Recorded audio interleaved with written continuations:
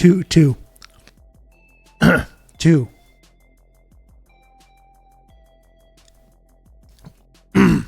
Check 2.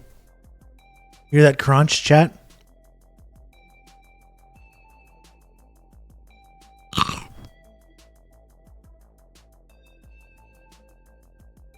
This is the whole stream, JV. I was going to be doing this for the next 4 hours.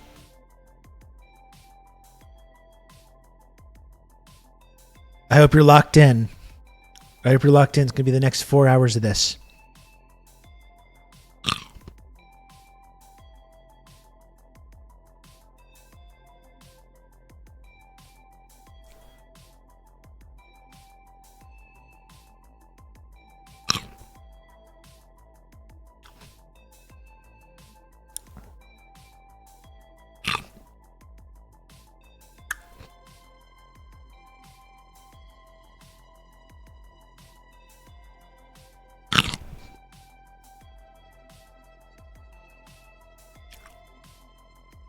That was a phoned in tutu. You're right, Diego. It was.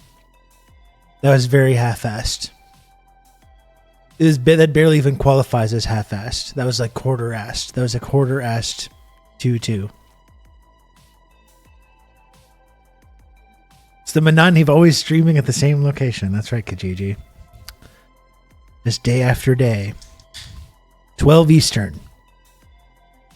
Same time, same place. You know, it just gets... You want to break it up after a while.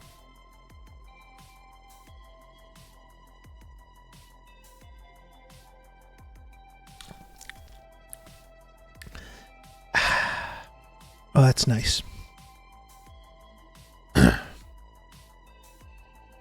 Monster Gang. Monster Squad, even. Which is probably going to get watched in this household. At some point this month. It's this spooky month. Rob needs a change of scenery, which he's never had. Thank you. Yes. I'm glad everyone's looking out for me.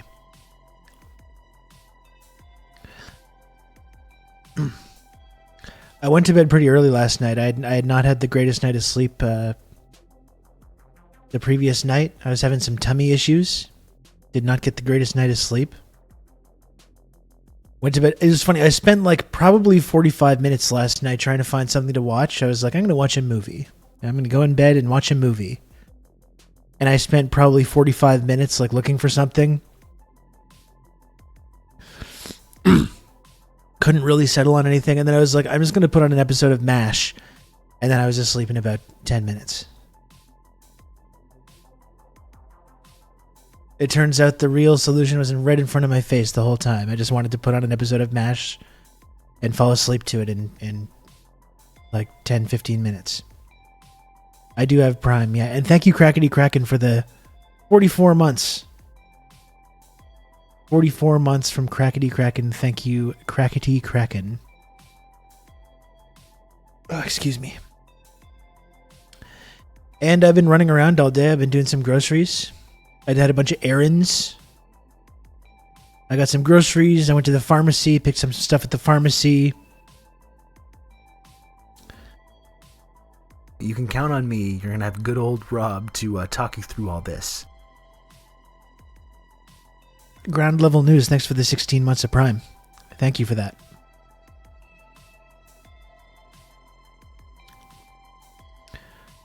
Went to the pharmacy. I got a new shower curtain as well. I'd been wanting to get a new shower curtain for a while. My obviously went to the pickle store. Definitely, yes. Although I was, for the first time, I was on, because I went on a little bit of a drive on Saturday. I've been going on some longer drives lately. We don't need to get into the details of that, but went on a bit of a drive on Saturday. I got some drive-in pickles for the first time. Have you ever done that? Because you can get them a lot in like convenience stores now and like roadside places. Some drive-in pickles. It was a nice little snack. Drive-in pickles while I was listening to the Stand audiobook, which I'm still not through. I'm over 40 hours of the way into this goddamn thing. Still not finished with it.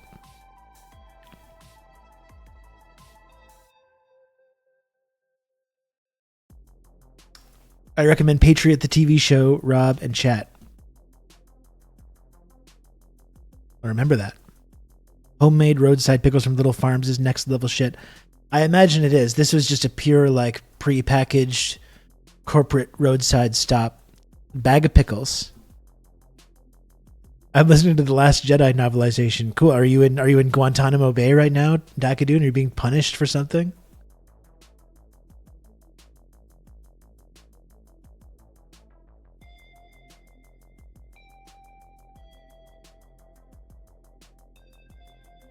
And Kill Panic says, I tried driving pickles once, but didn't like them as much as my putters.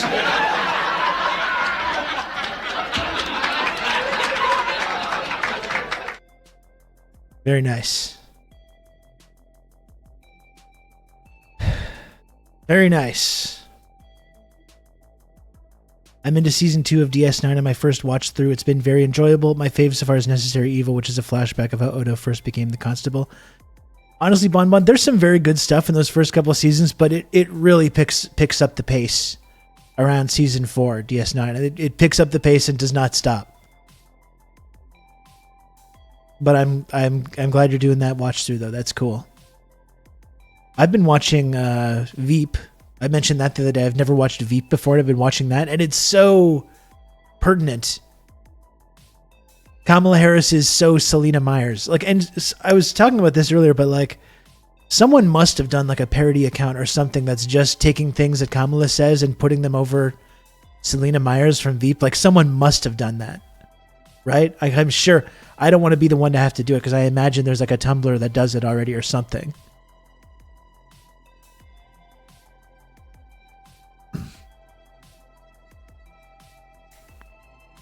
Veep is great, and I think it's a really, I think, not that I have any really experience working in this world, but I think it's probably a more accurate representation of that world of politics in Washington than like any of the Sorkin bullshit or any other kind of show like that.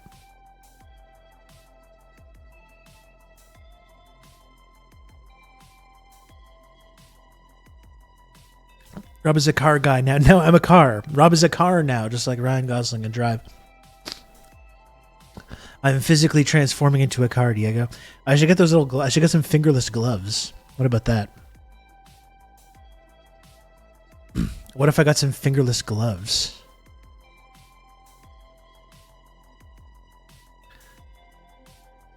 Someone should make a quiz of their quotes. Did Harris say this or Myers? Seriously, like the thing that Kamala said the other day about Israel.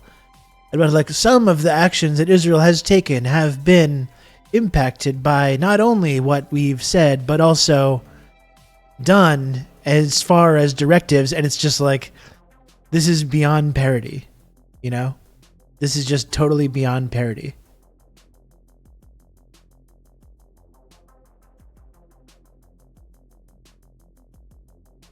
Save them when I get gloveless fingers. Man. The babble is back, baby. We warned about the word salad. It's amazing. Remember those few months ago when we thought maybe something that Kamala might be good or might be like an improvement from Biden or they might do some different stuff? Remember when we thought that? We didn't even really think of it. We were like, maybe, right? But possibly. Stranger things have happened. Maybe it'll be all right. Ha ha.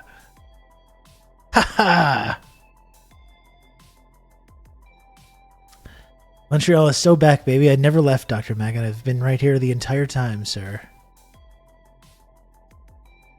Boy, do I feel silly. Let's qualify the word we a bit more than that, buddy. Well, listen, PM True. It's like, it's not like I think that someone like Kamala Harris is all of a sudden changing her viewpoint, but it's just like, it's just basic calculus. Like Biden, incredibly unpopular, incumbent. They're moving on from Biden. Maybe just from a purely like cynical political perspective, they might be like, okay, let's do something a little bit different than what Biden's doing, considering how unpopular he is. And for a moment, it felt like that. Remember the they're weird thing? They're weird. We're not going back. They bring in Tim Walz. And it's like, oh, it looks like they might, maybe they figured this out. And then every moment after that, it's just like, no, we're going to do exactly what Biden's doing. And we actually want to be more like Republicans. They're weird and we're not going back. And also we like them and they're our friends and we want them in our cabinet. And That's what our campaign is pitched at. You know?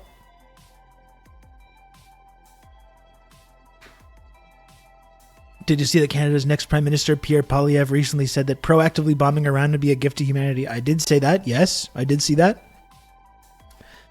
And apparently a bunch of people in the Democratic Party in the United States agree with that. So we're going to look at this today. Let's just let's take a step back. We're getting right into the discourse already. 16 minutes into this thing. Let's take a brief step back here, okay? Let's just take a brief step back.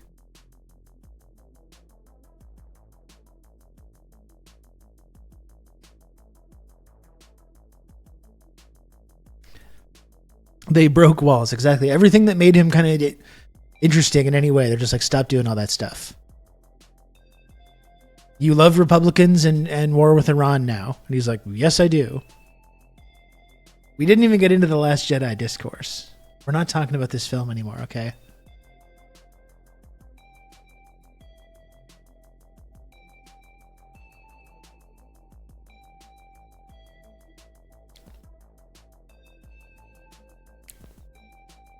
I think we've talked about Last Jedi.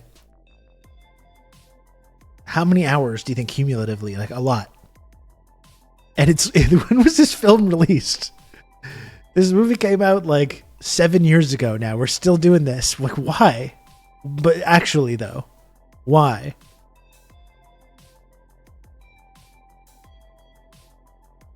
Jay, that's just preposterous what you just said. Cool, Jay. They did the brain chip swap meme with him. They did, for sure. Yeah. They absolutely did.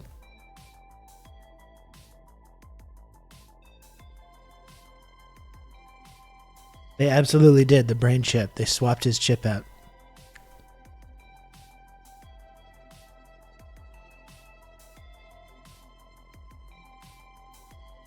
Meanwhile, the Republican strategy is literally saying, if Kamala is elected, she'll fucking kill Trump and put you all in prison. And I just think that resonates a lot better with stupid idiots. And Republicans are dangerous and we love them and want to be them. Just, I don't know. I just don't know.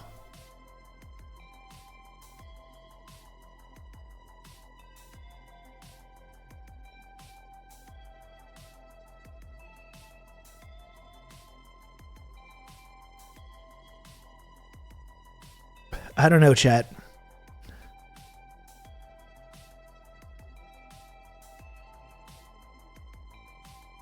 Spider in a shoe, hello, nice to see you. Husker, hello, nice to see you. Everyone bring it in. Welcome in. You know how fast I'd break U.S. voting laws if Kamala did what MAGA accuses her of. Even if she just imprisoned Elon, even if it was just that, the sacrificial lamb, that would be, I think for a lot of people, that could be, you could just be like a one-issue voter on that. If it was just all the regular like neoliberal Democratic Party bullshit, but it's like, but we are going to imprison Elon Musk. I think a lot of people would be like, yeah, okay. Hold my nose. Hold my nose and vote for the party, I guess.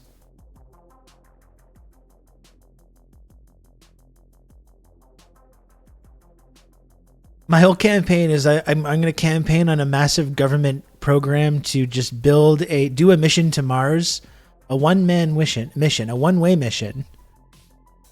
We're just going to put this guy in like some kind of like fucking cylinder, strap him in there, launch it to Mars. There you go, buddy. There you go.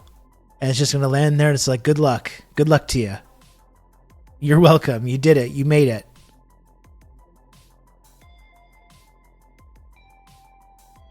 You made it. You're there. Congrats.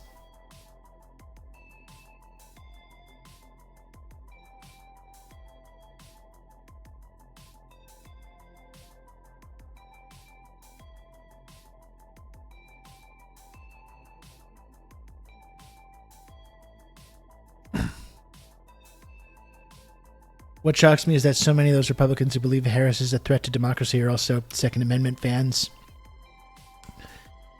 And yet I have yet to see these patriots water the tree of liberty with the blood of tyrants. Guys, you told me this is literally what your guns are for. Well, whenever someone does, they disavow them. Whenever one of these weirdos does do that, they're like, "Oh no, this is not one of ours."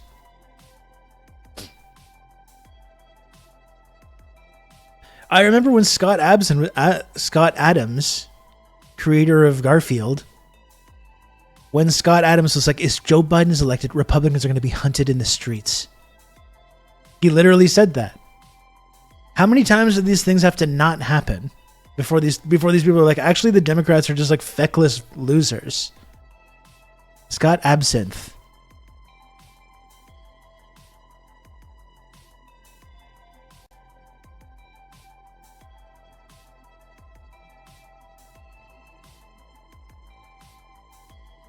Like, look at this. Whoops. But seriously, though.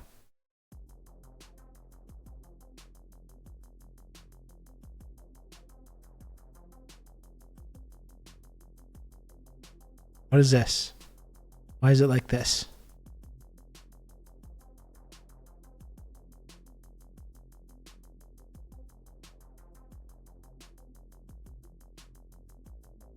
If Biden is elected, there's a good chance, July 1st, 2020, if Biden is elected, there's a good chance you will be dead within the year. Republicans will be hunted. Like, did they never like reckon with the fact that none of this ever happens? Or like, no, Joe Biden, the very scary and intimidating Joe Biden who can't even finish a fucking sentence. Did they ever get like, hey, I kind of got this one wrong? They say this every election cycle. Like, well, how many times does it have to not happen before they realize like maybe these people aren't quite the scary adversaries we've been making them out to be?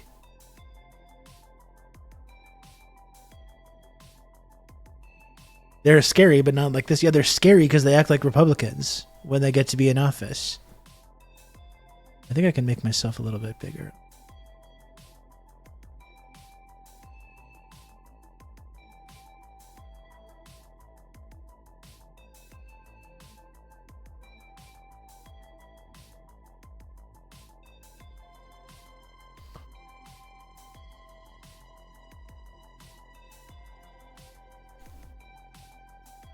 When you're a moron with near zero object permanence, it's easy to forget. And yes, he was the creator of Garfield and AR-15. The AR stands for assault rifle.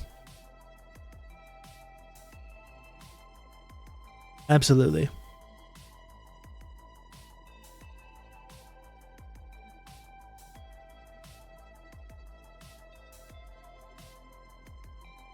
Remember the great Republican hunt of 2008 when we elected Obama? There's precedent. I mean, that's the funniest thing. Like, the Republican Party was in shambles when Obama was elected. Obama elected with a massive, not only massive majorities, but a huge mandate. He could have put his foot on the necks of the Republican Party forever and wiped them out forever. And instead he extended a helping hand and helped them up off the mat. And these people are still so terrified. Like, if anyone could have ever done it, could permanently, or at least for an entire generation, completely destroyed the conservative movement, Obama had the ability to do it. And he specifically chose not to.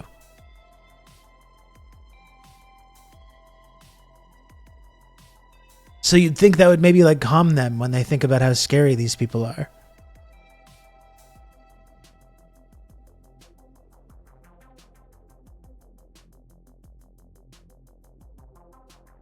Controlled opposition moment. Yeah, seriously.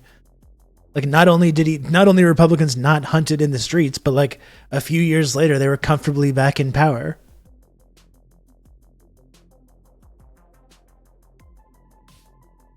After he spent, he spent all the time with these massive majorities and this big mandate, pissing everyone off by trying to pass conservative policies.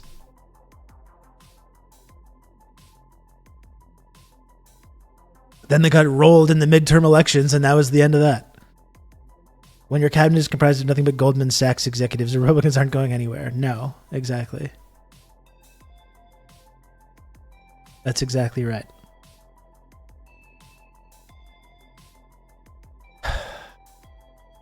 So that talk with Sana Saeed was good the other day, right, folks? I thought that was good.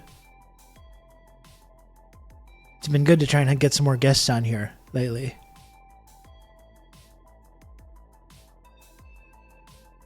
I'm just glad Kamala is going to be including Republicans in her cabinet. Everyone knows you defeat fascism by appointing them to positions of power. Exactly. They're weird. We're not going back, and we like them, and we want to pass their policies, and we want them to be in our cabinet.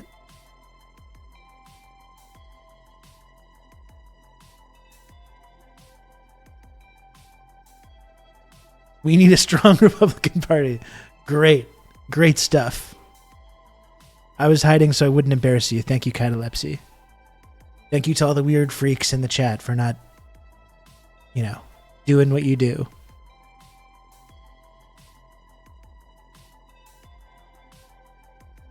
Democrats are now the 2004 Republicans. Really a winning electoral strategy. I guess we're just talking about this now, aren't we? Who needs chit chat?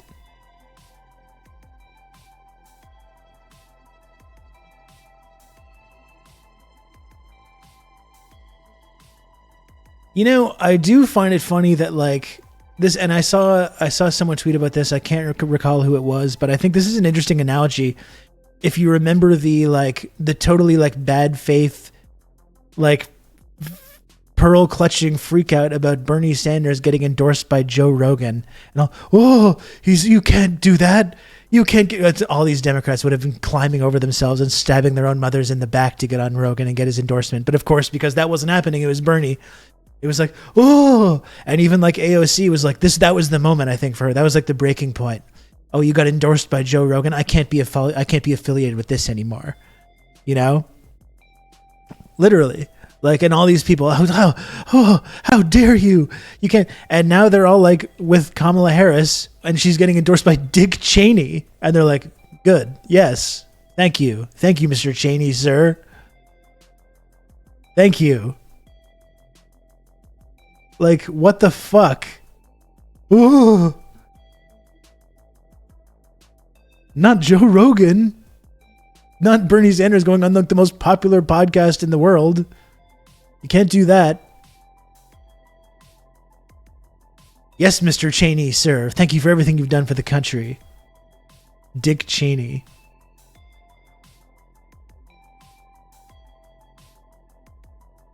I saw people on Twitter saying that Bush should endorse her. At this point, I want him to. So maybe Dems will finally see she's no different from him. They don't. They want her to be like that, though. I mean, the Bush analogy that I always make that I find really fascinating is the fact that these people still hate Ralph Nader to this day. You bring up Ralph Nader to this day, they're like, that guy led to Bush becoming president. I hate that guy. He led to Bush becoming president. And then you're like, what do you think about George Bush? They're like, I love that guy. Was a good president. He's a good man. I want his endorsement for Kamala Harris. Literally these people think that. They hate Ralph Nader because he made Bush president, according to them, which is not even true, but they hate Ralph Nader because he made Bush president, and they like George Bush, and they want him to endorse Kamala Harris. He makes paintings. And he said Orange Man bad.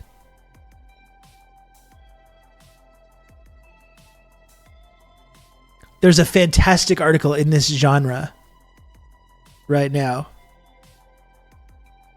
This is actually great. This is in Politico.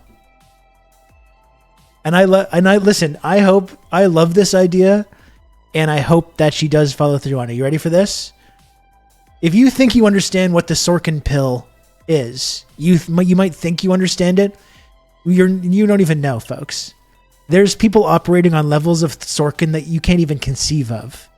All right? There's people that are so deeply Sorkin-pilled, you're going to be humiliated for even thinking you understood what this means. Are you ready for this? Here's this article in Politico today.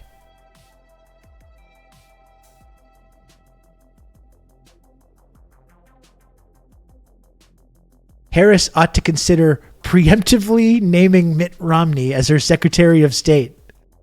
Don't even do it in exchange for his support. It would be more powerful, without the perception of a Trumpian quid pro quo. This is from this Politico article. Here's what Harris must do to seal the deal. The vice president, This is by Jonathan Martin. The vice president can prevail in a tight race if she takes these tough steps to prove to skeptics that she's committed to bipartisan government. It's not satire. This is very real. I love this. I hope she does do this. And then, like, who's this guy? Some hack? Jonathan Martin is Politico's senior political columnist and politics bureau chief. He's covered elections in every corner of America and co-authored a best-selling book about Donald Trump and Joe Biden.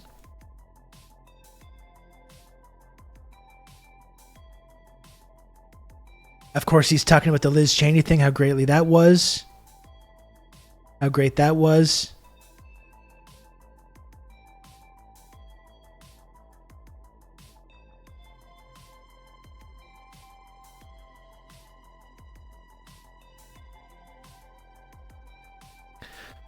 So this whole article is just going after saying all the Republicans that she should be like reaching out to and including.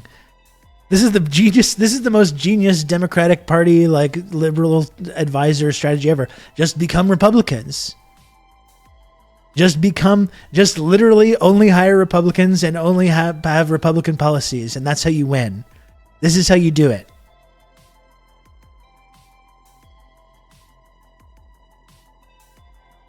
Which leads me to suggesting an even more daring gambit.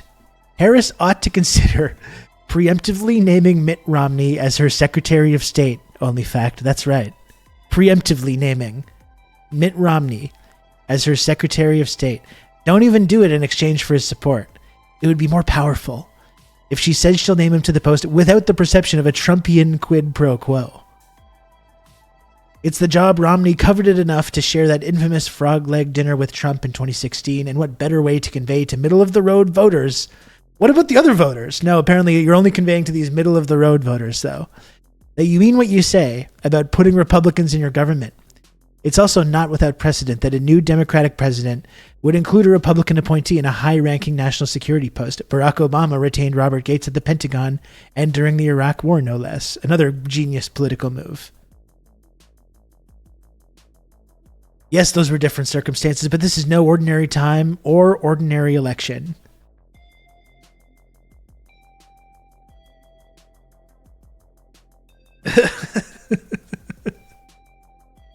Seek endorsements of the most hated people in politics, and if they won't endorse you, give them cabinet positions. That's right. So you go to Salt Lake City and stand in Temple Square, perhaps in front of Brigham Young's Lion House, and tell the young for 77 Romney that he has one last mission to serve the country he loves. Play to his sense of patriotism and invoke yours by reminding voters of how Trump runs down America. How do you think that would go over with the Mormon voters of Nevada and Arizona?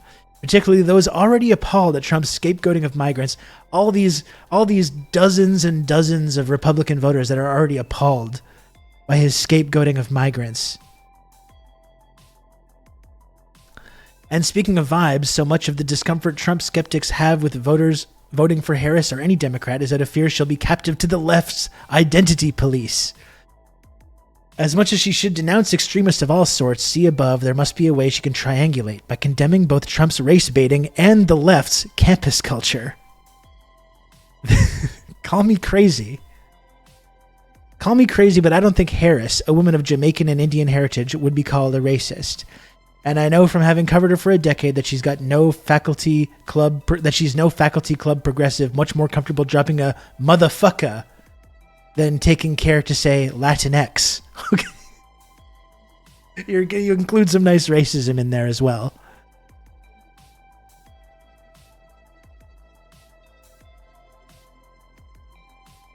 Man, that is incredible. That is absolutely incredible. I think this is like the pinnacle. I think we've reached the pinnacle of like this brand of centrist politics.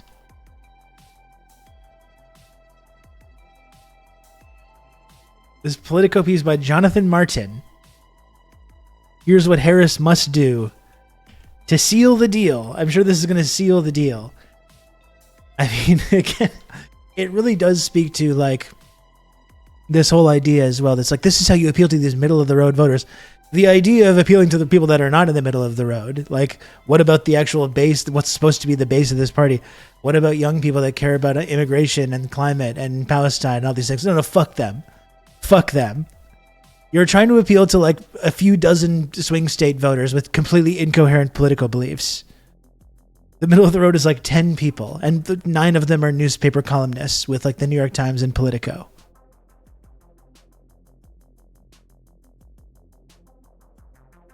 Man, that is amazing. That is really good stuff.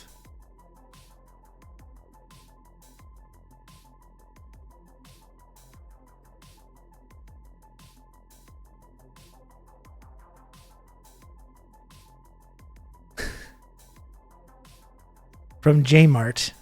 This is the senior political columnist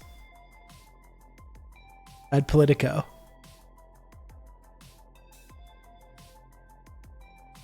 What a silly place.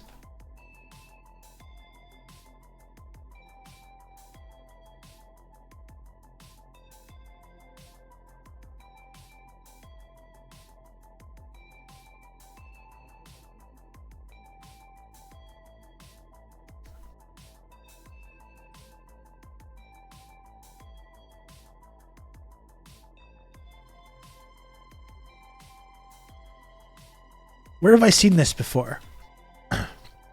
Where have I seen this before, Chad? This is the question. I hope you get your tax increase. It'll give me something to run against.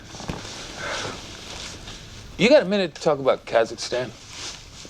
I'm not getting a daily intelligence report anymore. All I know is what I read in the papers. A lot of what you read in the papers is better than our intelligence. I was impressed with what you had to say about Kazakhstan during the campaign. I always had wished that I'd said it first. The good cop, bad cop routine that you and Bartlett have worked out. That seems to be the only thing you can do now. What do you mean? Oh, come on, you two must have coordinated your messages. You're not reckless enough to undermine the president on foreign policy in the middle of a crisis. You're trying to make the Russians and the Chinese believe that it's going to be tougher to deal with you than with Bartlett. Put pressure on them to negotiate a settlement with Bartlett now. Thanks. Well, that can work. I'm gonna need another cop when Bartlett leaves office.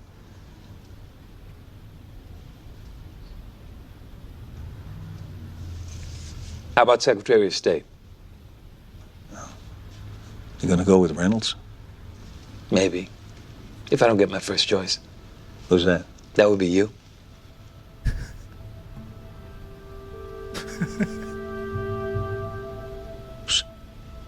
Secretary of State. You've got better relationships with all of the important There heads it of is. state than I do. You know the diplomatic corps, you're respected in every capital around the world. You agree with me on foreign policy. And you are the best strategic thinker I know. I'm not asking you if you'd consider it, Arnie. I'm asking you to do it.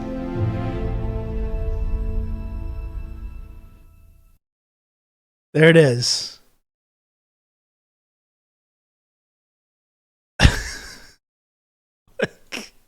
It's literally that.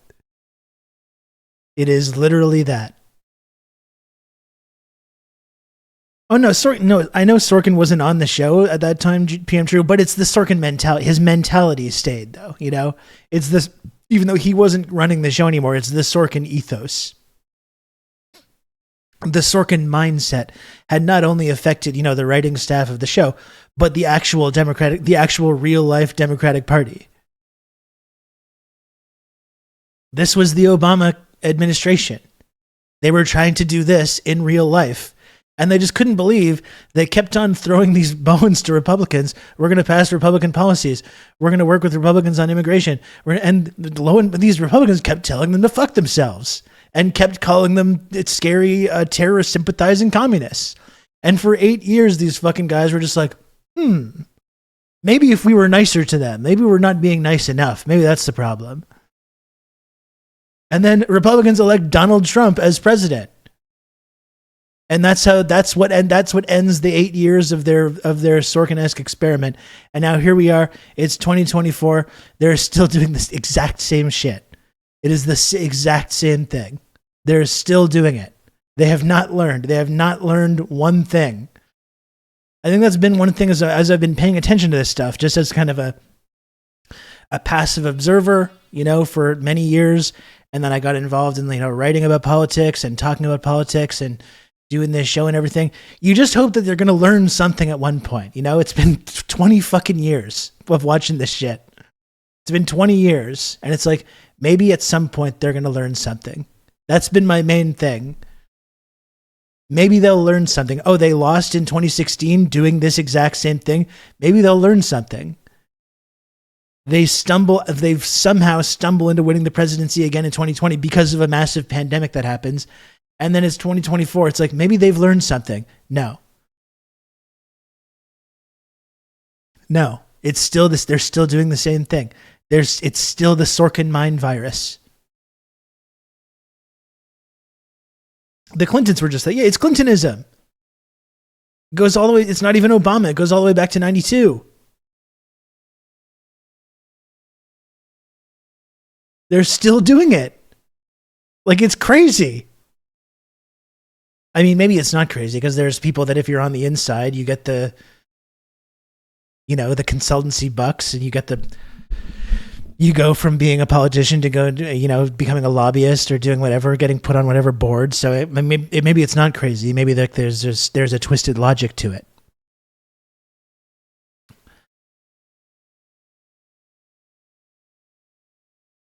I think that's what, and going back to Veep, that's why I think Veep is such an accurate representation of this world, because it's people that just believe in nothing. They obviously believe in nothing. They don't care. They don't care about anything except, like, how does this make me look in, like, this news cycle? Let's try and solve that problem. And then that's as much as we're considering any of this stuff.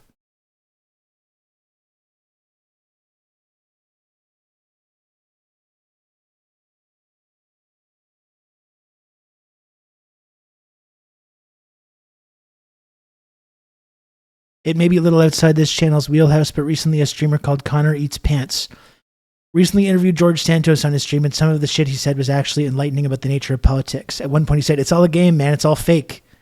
And I was like, well, I mean, it's kayfabe. It's wrestling. It's wrestling. All these guys are hanging out behind the scenes. They're all hanging out drinking bourbons behind the scenes. And then they go to the Senate floor hooting and hollering, blah, blah, blah, my good friend on the other side of the aisle said this, blah, blah, blah, blah, blah, blah. And then they're behind the scenes hanging out playing golf, having 3 bourbon lunches with each other. Like, they don't care. It's all acting. It's all pretend. It's all kayfabe. And we're the suckers on the outside, like, trying to figure out what's going on. Maybe they're going to do this. Maybe they're going to do this. They're not going to do it. They're not going to do it. They're all it's one big club, folks, and we're not in it. People have figured this out. Smarter people than us have figured this out decades ago. It's a big club and you ain't in it.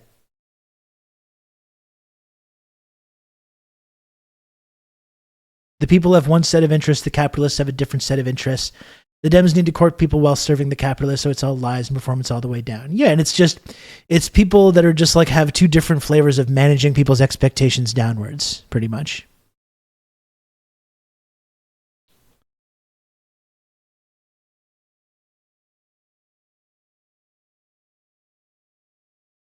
And if you don't think Polyev isn't hanging out with the liberals,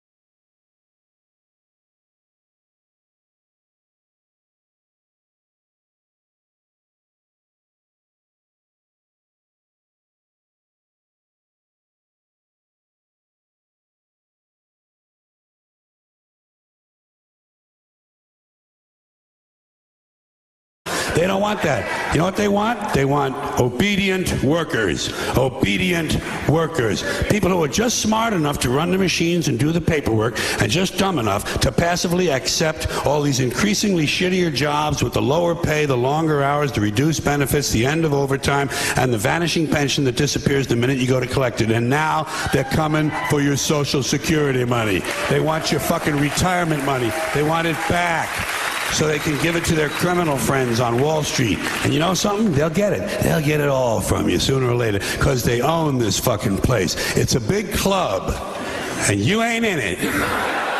You and I are not in the big club.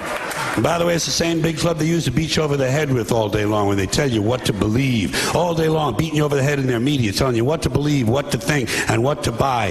The table is tilted, folks. The game is rigged. And nobody seems to notice. Nobody seems to care. Good, honest, hard-working people, white collar, blue collar, doesn't matter what color shirt you have on. Good, honest, hard-working people continue. These are people of modest means. Continue to elect these rich cocksuckers who don't give a fuck about them.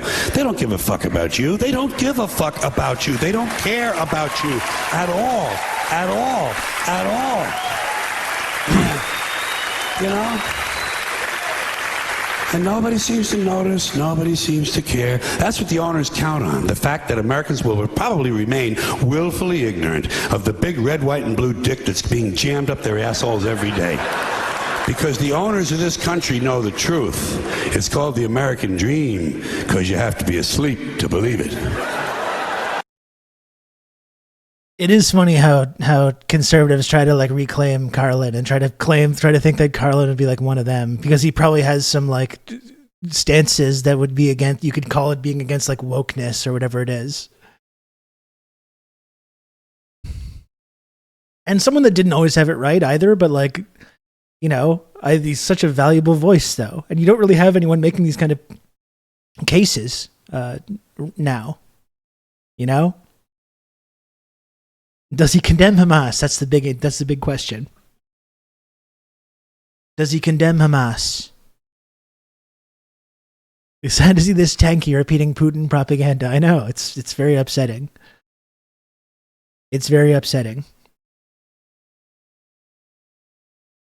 No, it's amazing to think that, like, yeah, there's like conservatives that think that like that will know this routine back and front and still not fucking get it. The funny thing is, he mostly didn't have bad takes socially either. He had a ton of takes that would have called woke for sure. Like he had absolutely. I remember seeing an interview with him on CNN talking about Andrew Dice Clay in the early '90s. And he's literally doing the woke thing, being like, well, he's like punching down on people and making fun of people because of like their sexuality or whatever. And I think comedy should be used to punch up against the people that are powerful. Like, this is the exact thing that people would call like, this is wokeness. This is like woke comedy. And he did have like pro-Palestine bits, you know, the whole thing, like Israeli terrorists are called commandos and Palestinian commandos are called terrorists or this kind of stuff. He was literally a lefty, but was smart enough to not say it outright. Yeah, and what you can tell is like there's an analysis in there that like when he's talking about the owners of the country and the fact that like all the politicians are just like kind of like window dressing that allow the owners of the country. That's like State and Revolution. That's like that's directly out of State and Revolution. I doubt he ever read it, but like it's the idea is there.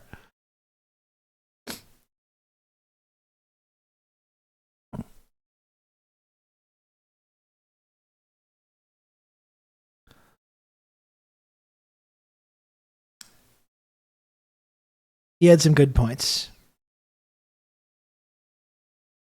MAGA people will sit there and talk about, yeah, fuck the owners, go working class, go Trump, take the title of president away from Trump, and what are you left with? I mean, they're so dumb. This rich con man asshole that's made his entire career out of stepping on the fucking necks of working class people and screwing them over. That's the ultimate like sign that America's on the decline. The fact that anyone can look at someone like Donald Trump and be like, this man has my best interest at heart. This is a man that's looking out for the working man, the forgotten man like me, Donald Trump. It's like, what the fuck, guys? Come on. Come on now. What are we doing here? And that's part of the duopoly, the two-party system brainworms that people get. You know? Where it's just like something shuts down in Americans' brains when it's just like, yeah, this guy said fuck the Democrats, that means he's a Republican. This guy said I don't like Republicans, that means he's a Democrat. Or if you ever criticize a Democrat, you must be a Republican. You know, and it's like, you can't think beyond this. You can't think beyond this like two-party system mentality.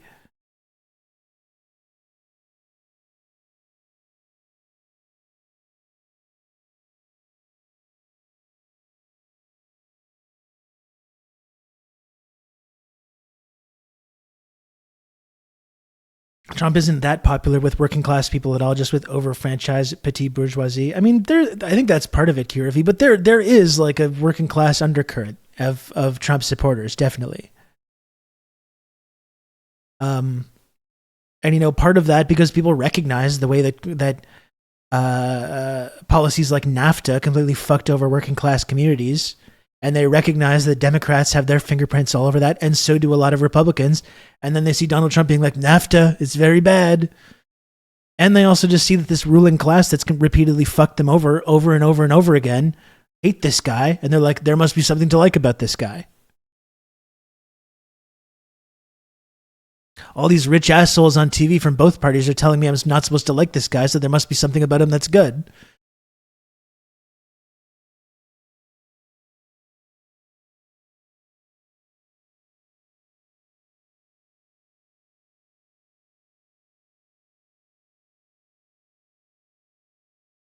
In Texas, it's everyone. Income, class, doesn't matter. Everyone loves him here. And honestly, that's a part of fascism as well, right? We talked the other day about there's this segment in Black Shirts and Reds about this popular play in the fascist Germany about like the Volk and the fact that like all these class distinctions were being flattened, and this conversation with the son and his dad who was like a Marxist or whatever, and the son is being like, no one cares about these class distinctions anymore, Dad. It's all about we're all just doing what we can for the people and for the land and stuff like that.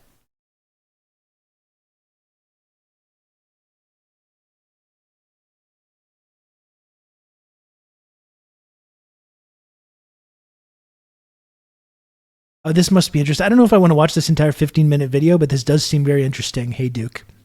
We went to an Oliver Anthony concert. What we heard will shock you. Haven't heard much from that guy lately, but I imagine there is a reason that song resonates with people. As we talked about a lot last summer, or whenever that was 2 summers ago now. Time is just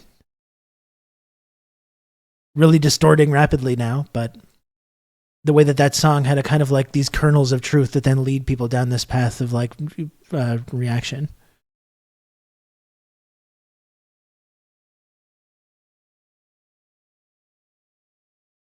The fudge rounds. If you're 5'3" and you're 300 pounds, taxes ought not to pay for your bags of fudge rounds.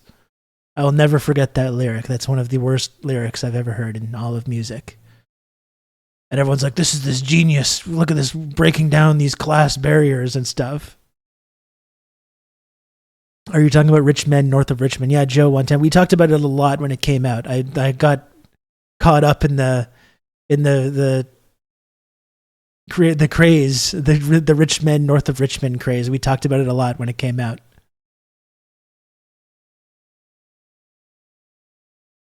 A really quick piece of candy. What is this?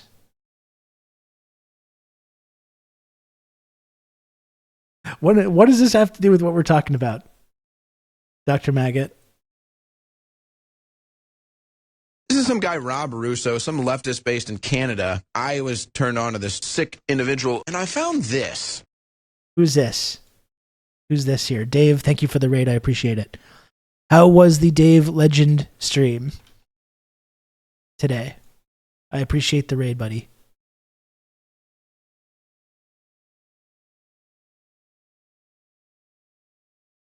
This is kind of funny. I mean, maybe this is something we can talk about when we talk about Democrats wanting to nuke Iran now.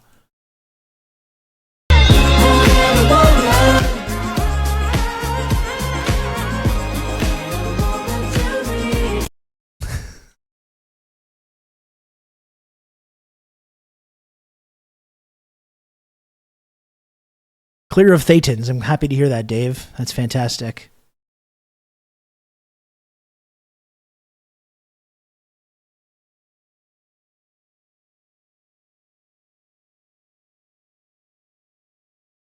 That is fabulous.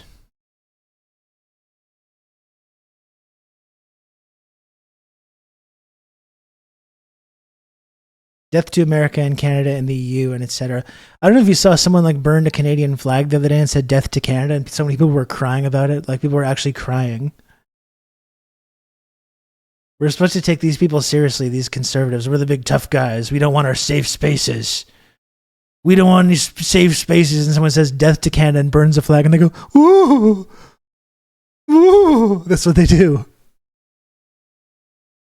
They do that sound, and they go, please fetch my fainting couch. Woo! They get overcome with emotion, and they faint. It's so funny, these people. Not my flag! Woo!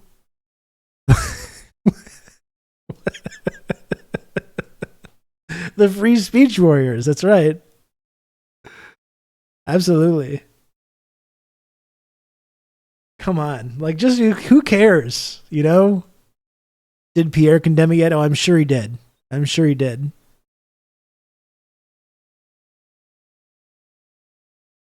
Ooh.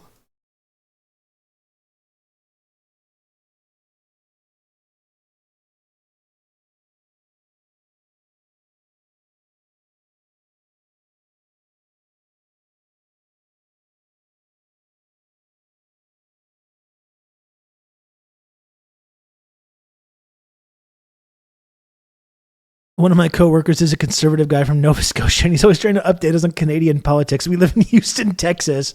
I imagine a lot of those Houstonians are very interested in that. Please tell us more about this. We really care. We really care about what you're saying. Look at me in my big truck doing a protest, but no touchy on the flag. Which is funny because a lot of these people do, like, they'll have like upside down Canadian flags being like, fuck Trudeau and stuff. They'll write fuck Trudeau and their upside down Canadian flags. But when someone's like, hey, Canada's doing genocide, both domestically and internationally, I'm going to burn their flag, they go, ooh. You know? Can you imagine caring about the politics of another country? I know, it's pathetic. It's pathetic. I know. Listen, if you live directly north of the global hegemon that's been controlling, all of geopolitics and the whole global economy for the last 80 years, you end up thinking about this stuff a little bit, all right?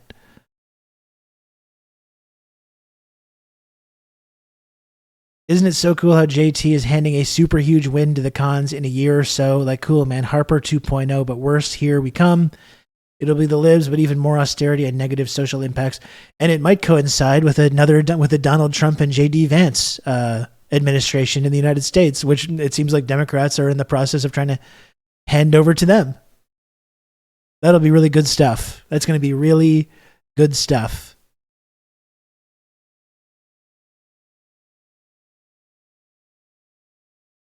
I'm really looking forward to that. Yes.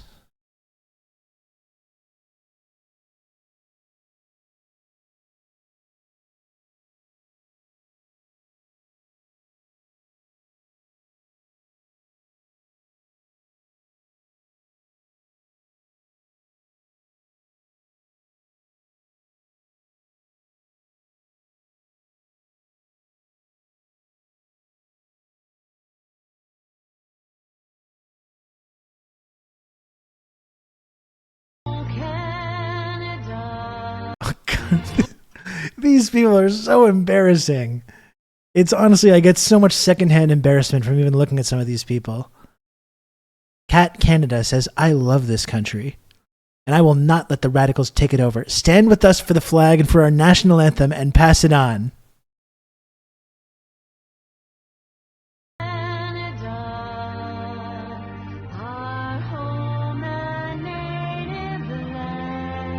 God damn, dude.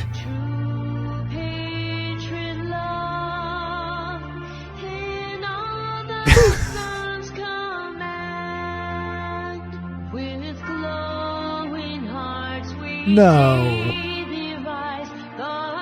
Did you do the whole song? Just standing. Are the Michaels in danger? The song goes on every time the Michaels are in danger.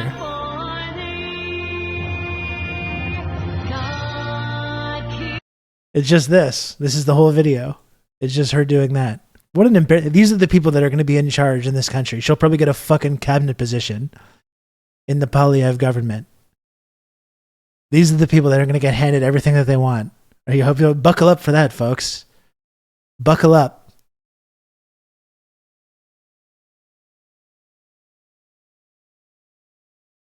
Almost got in a fight at the Grey Cup 20 years ago because me and my buddies didn't stand up for the anthem. I remember when the Raptors won the NBA championship. People tried to start singing the national anthem at the bar, and we were like, "No, we're not doing this. We're not doing this."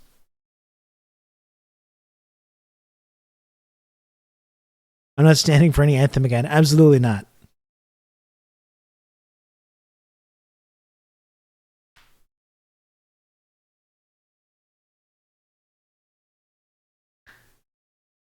And in America, you have the Pledge of Allegiance as well. That's even more cult-like. The Pledge of Allegiance is genuinely when I see images of like kids reciting the Pledge of Allegiance, I'm just like, God damn, that is like actually disturbing.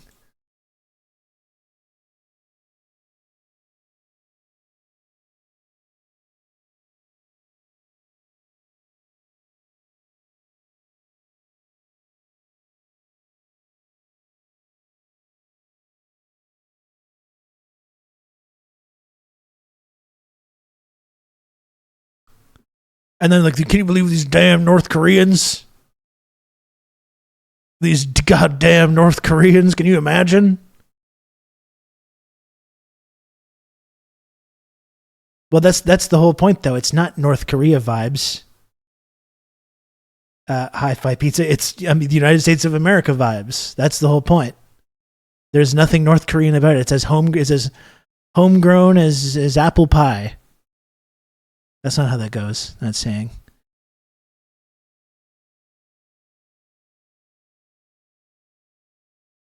You could. I'm sure you could refuse catalepsy. You could refuse, but imagine the looks you get, especially if you're not white.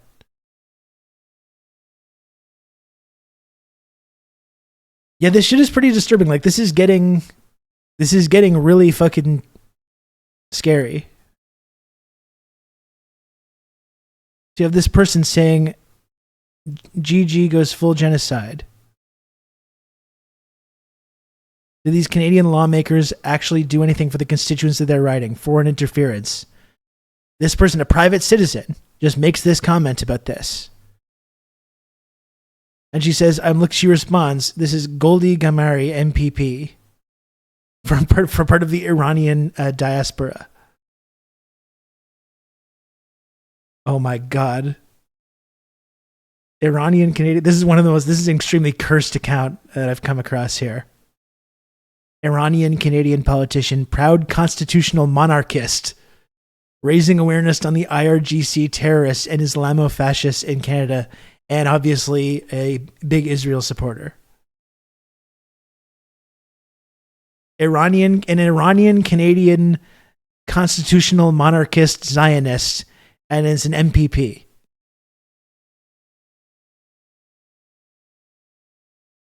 Oh, am I not? I'm so sorry. I thought I was looking at it right now. I'm sorry. Here's the post that set it off.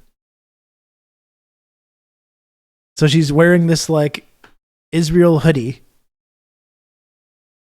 This is Goldie Gamari, the Iranian Canadian politician, proud constitutional monarchist, raising awareness on, pro-Shah Iranian, that's right.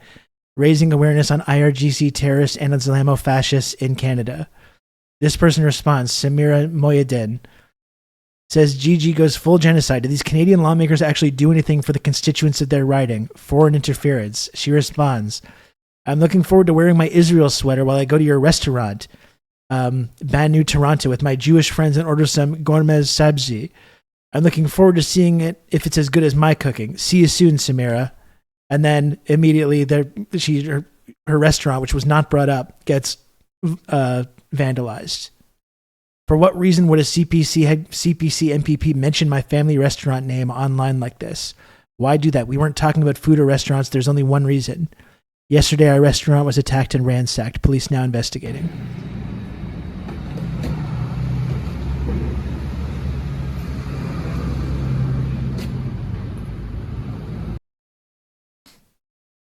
So I think we got plenty more of this kind of stuff on the horizon.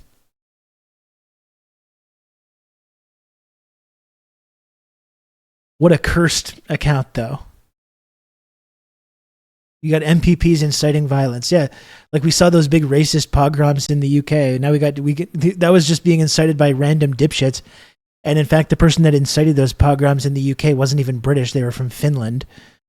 But why even have that? We got MPPs doing it here in this country.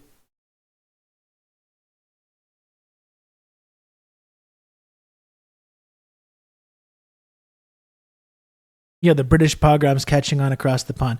Maybe the fact that some people are experiencing severe legal repercussions from that are going to have them think twice, but we got actual like politicians and elected officials inciting these things over here. Quite literally Kristallnacht shit. Absolutely, yes.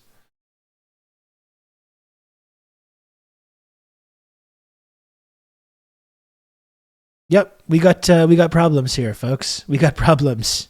And a massive Pierre Poilievre majority that we're looking at right now is going to only make this shit worse. And if it comes at the same time as a second Donald Trump administration, it's not good. You know? It is really not good.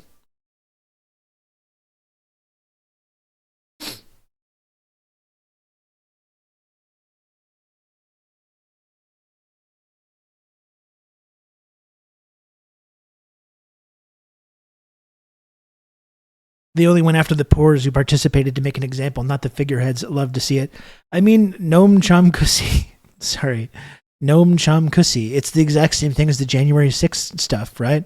None of the powerful people that incited the January 6th shit had any repercussions whatsoever. Not even Donald Trump, even though he technically received some kind of legal repercussions. It hasn't actually meant anything. It's only the saps, the dumb motherfuckers that got caught up in it. They're the only ones that get actual like repercussions.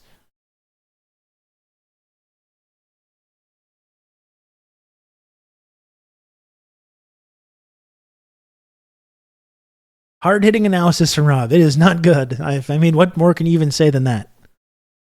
What more can you even say?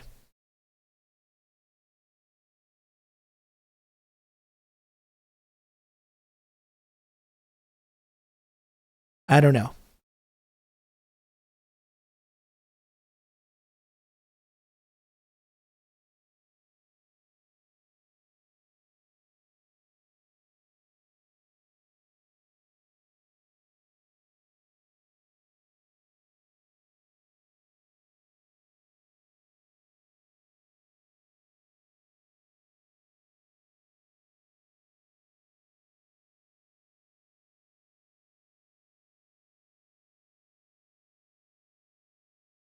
This is why they pay me the big bucks. This is why they pay me the extremely medium-sized bucks. Medium to low, actually. For this kind of, like, wordsmithery. That's the reason. And speaking of low to medium-sized bucks, folks, did you know that the only way that I'm able to continue doing this show each and every day is by making this little number at the bottom of the screen go up? Did you know that? Were you aware of that? Well, it's true. It's true. The only way that I'm able to make a very small living from doing this show is if the little number at the bottom of the screen goes up each and every day. So if possible, chat, if you can, if you're a loyal chatter, viewer, listener, community member, or if you're new to the show, if it's your first time watching, if you got brought here through the algorithm or the whatever it is, please subscribe to the show if you can. It's $5 to subscribe. You can gift subs as well. That's very helpful. With 5 simple payments of $1, you can make this number go up.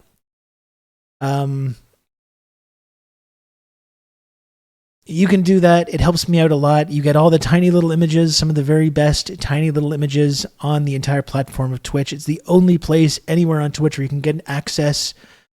you can rent a tiny little image of former Albanian leader Enver's Hoxha. It's the only channel on Twitch where for a mere $5 a month, you can rent a tiny little image of former Albanian leader Enver's Hoxha. It's the only place.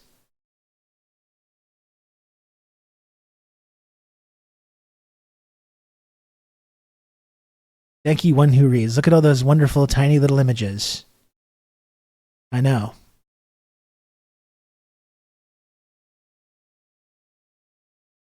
I know.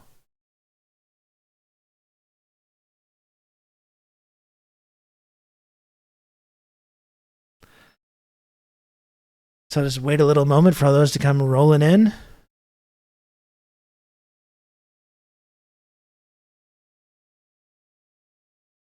You can count on me. You're going to have good old Rob to talk you through all this.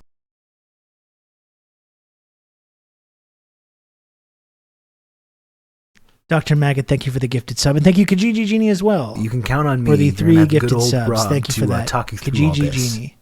Very cool. Thank you.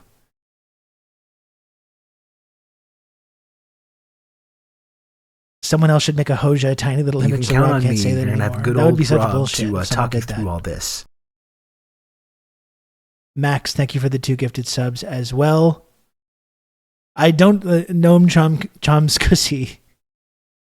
I don't think I am the only person with the Sankara emote, but the Sankara emote is quite popular, so I'm glad you enjoy. Thank you again, Max, for that.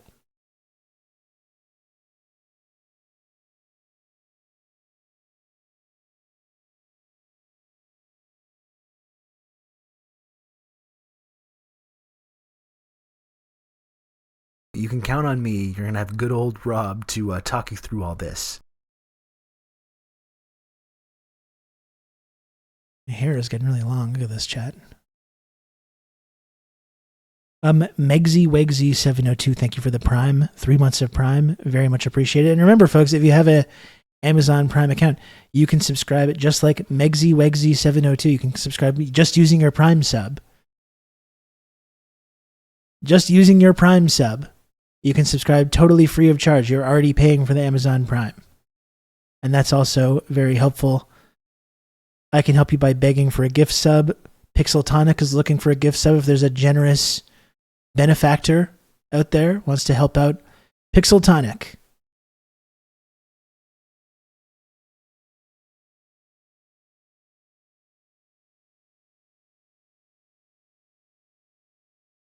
You can count on me. You're going to have good old Rob to talk you through all this.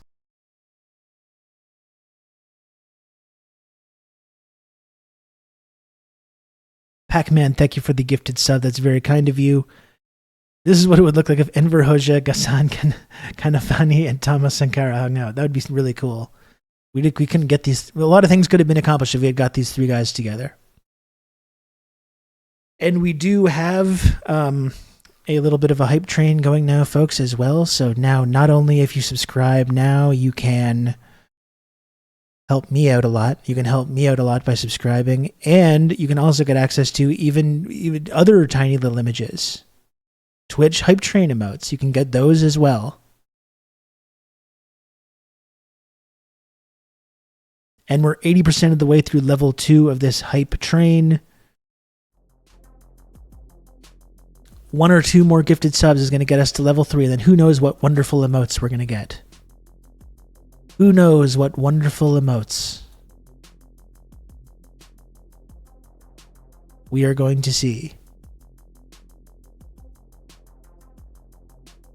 I missed that little brief period where Twitch was also contributing to the gift subs. That was nice. I gotta say, that was very nice. Any MIDI music for the hype train, like old days. We can do that. We can do that. You can count on me. You're going to have good old Rob to talk you through all this.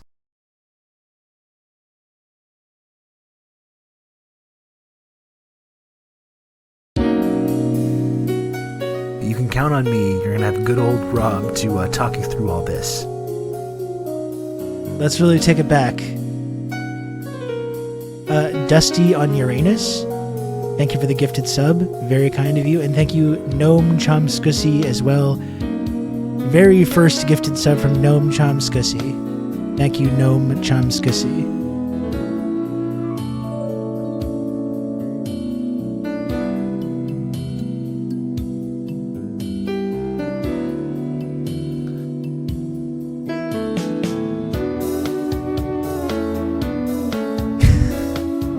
Remember this one? This is for the old heads. When you've been doing a show for 4 years, you realize there's bits and stuff that you haven't done for a while.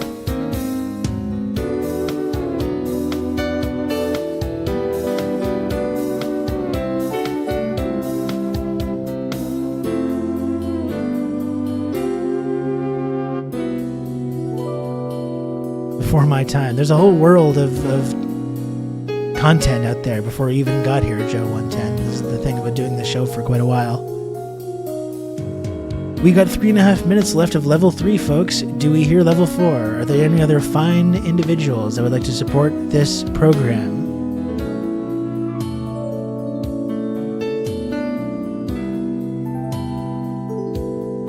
There's not many places on Twitch where you can find the kind of content that whatever this is, you know? Whatever it is. I don't even know how you would describe this, but this is what we're doing.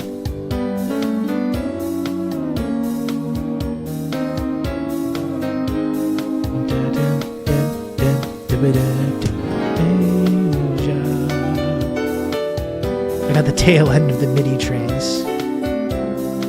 Just in time for copyright avoidant Asia. That's right. Yeah. It's really hard to believe that I've been doing this shit for 4 years. That's so long.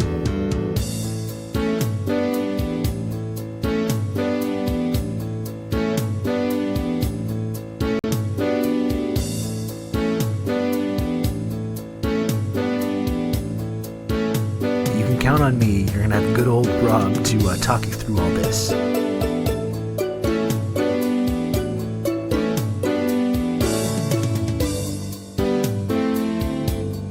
Ames, thank you for the gifted sub. Very kind of you. Thank you.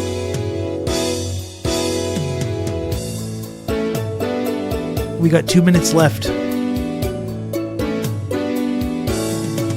can count on me. We got 2 minutes left. To talk you Halfway through through level 3 of this hype train, folks. Little baby beef, thank you for the gifted sub. Very kind of you. Thank you. I'll clip that and show it to you in 2028. In all honesty, Dr. Megan, I do not think that I can be doing this in 2028, really. Like, if I still am, I think that just says more about, like, the declining state of, like, the economy and the fact that I just can't do anything else. It will literally just be like, there's nothing I can do. It won't be for lack of effort. I cannot be still doing this when I'm 45 years old, Dr. Maggot. This is so silly. Everything about this is so silly. Dick Pendarren, thank you for continuing the gift sub they got from Risk Inverse. Thank you, Dick Pendarren. What would it say about the strength of your community? I mean, I guess that's something. I mean, ideally, I would like it to be maybe bigger. That would be nice. Not that there's anything wrong with, like, the people that we have here, even if some of you are weird freaks. You know? If this is to be more sustainable, ideally we need to get this going a little bit more.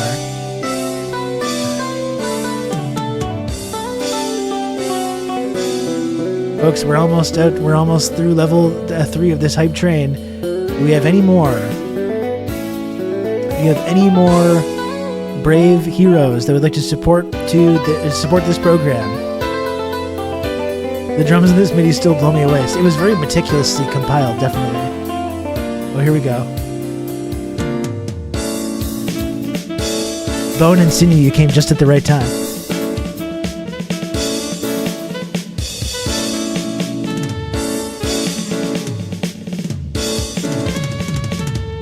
You can count on me. You're gonna have good old Rob to talk you through all this.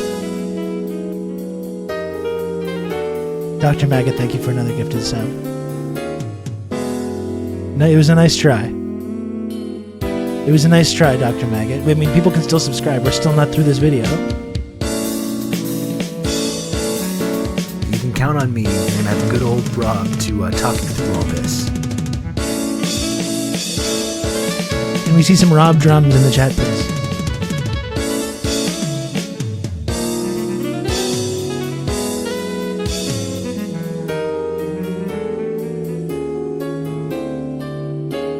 Bone and Sinew is unsubbed. Can't do the cool emote, unfortunately.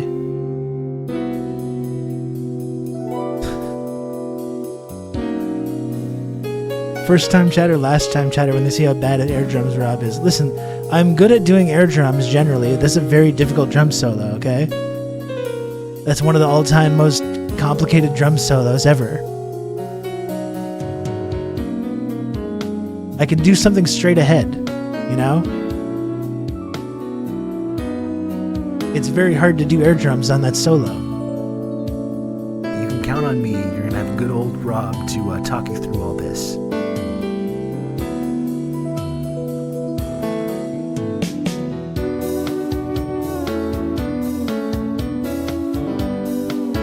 Band called Steely Dan, yet no steel drums. There are literally steel drums in this song, though.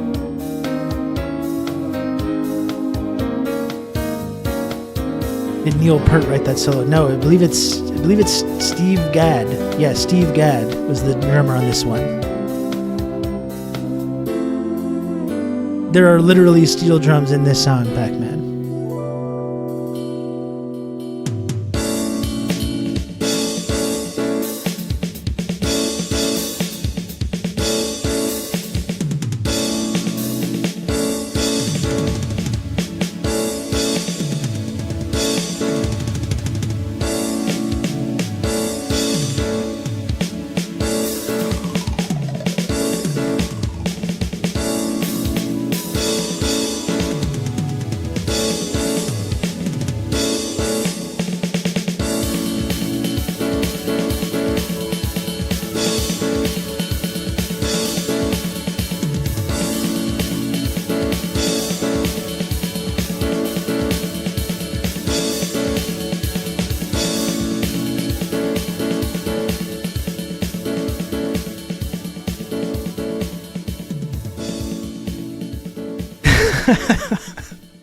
Now that's some Gad.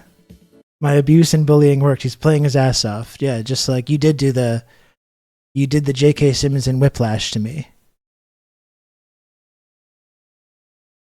You were doing the at the end of the movie,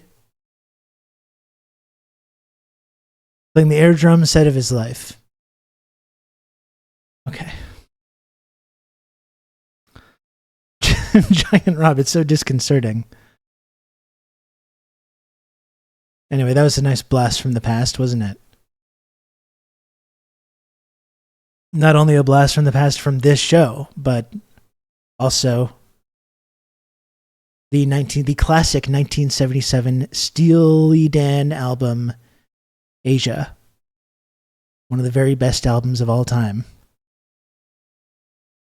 What's going on with the drums? I just joined. I don't know. We were just doing some air drumming. I was listening to a MIDI version of Steely Dan's 1977 song from the titular album, Asia, and playing along to the Steve Gadd drum solo in that. I feel like I've aged 10 years since the last time I've heard that on this stream. Me too, actually. Me too. I love air drumming. You know, like something that I wanted to invent, I was thinking about this earlier today, but some kind of situation for your car steering wheel where you can have different drum sounds play on your steering wheel, because I love doing air drums on the steering wheel, you know? And it would be good to actually have some like actual pads on there. It's probably not safe to do, really, when you like realistically, it's probably not safe. It'd probably be like a public safety hazard. But if you actually had like some drum pads on there and you could go and you could do like some drumming on your steering wheel, like, and actually have some kind of like trigger some sounds, some samples. Who says no? Like a bop it, kind of like that. That's an amazing idea. Fuck OSHA. I'm sure people could responsibly use that kind of a thing. I know I could.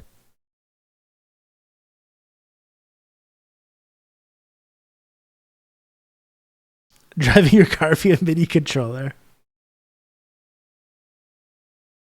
You need to keep these brilliant ideas for yourself. With the kick on the gas pedal, not a hat on the brakes. No, that would be unsafe. Come on. That would be very unsafe.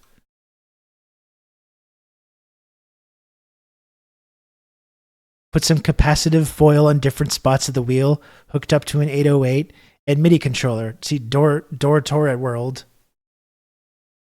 Door to rat world. Sorry, I can't pronounce that. You get it. You get it. What would be wrong with that? Why would that be bad? No one can tell me. No one can give me a straight answer to this question.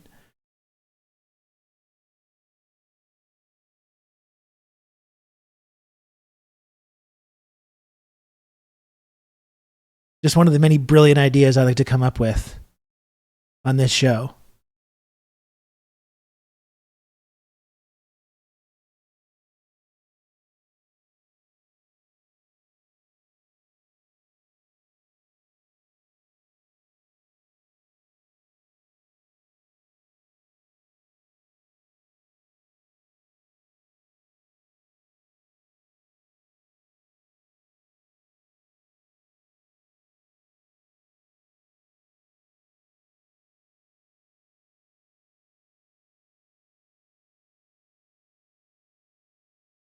Speeding down the highway, cutting through Montreal at 90 kilometers per hour, drumming his heart out.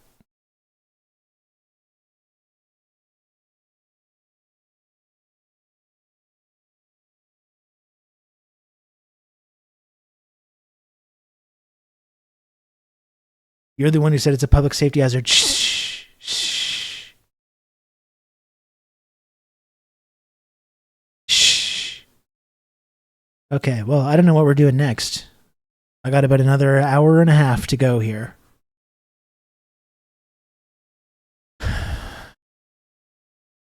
There's plenty of like serious things we can talk about. Obviously, that's not really been what's happening so far.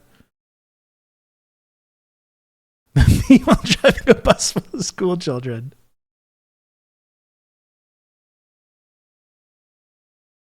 In Canada, it's illegal to take your hands off the wheel if you can prove it was for a Rush song. That is true. Legally, that is true. Yeah. The strength of your brakes should be tied to how skillfully you execute your drum solos. Exactly. If you don't, you have to do it. That's how you get better. How else are you going to get better?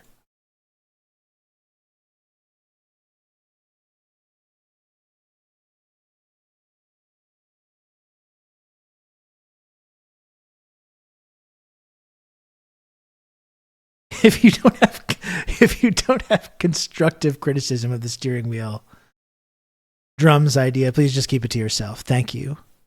Thank you.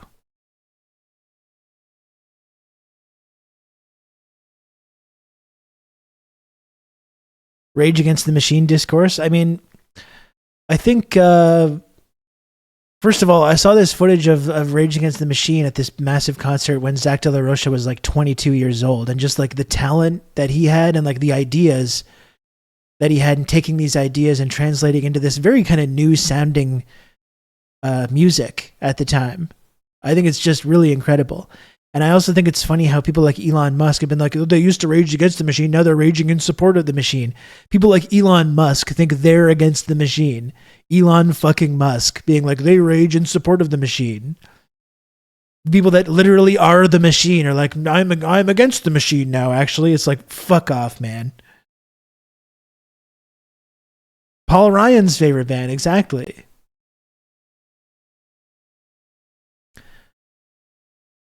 Of course, Joe 110, you're right. They did get pulled into the China bad camp, very unfortunately. Some of our greatest artists of the 90s became dedicated China bad spokespeople. You know? This is why we don't idolize artists. We can recognize when people make good art and important art, and also not base our whole identities or views on them either.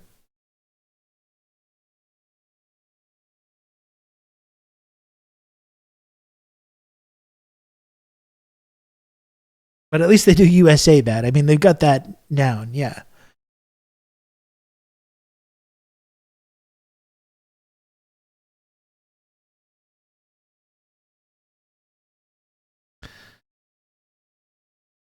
Great band.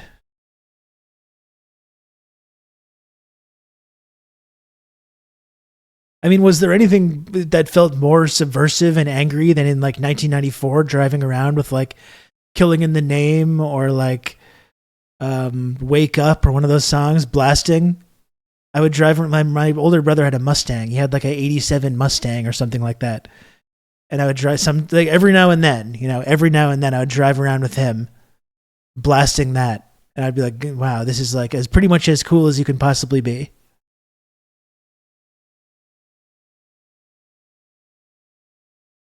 USA bad, China bad, generally just about every country bad. Well, Bone and Sinew, I'm going to posit to you a statement that I think you should maybe at least take a moment to consider, okay?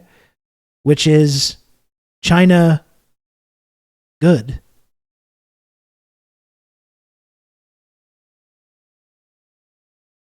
What about that? What do you think about that? What do you think about that, Bone and Sinew?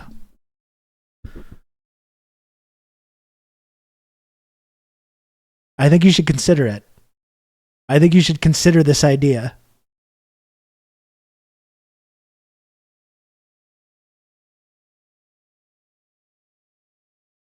And I have an image as well. I have an image as well that I think you should take a look at. Considered it very briefly. It's been discarded. I think you should consider it a little bit more. And it may help. It may help to consider that idea while also looking at a certain image. And I think people know exactly what image I'm about to put on the screen.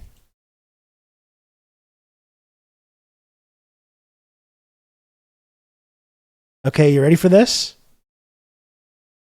Are you ready for this? Here you go.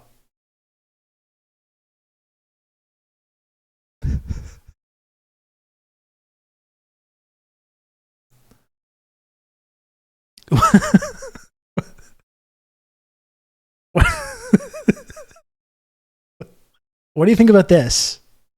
How does this make you feel? How does this image make you feel?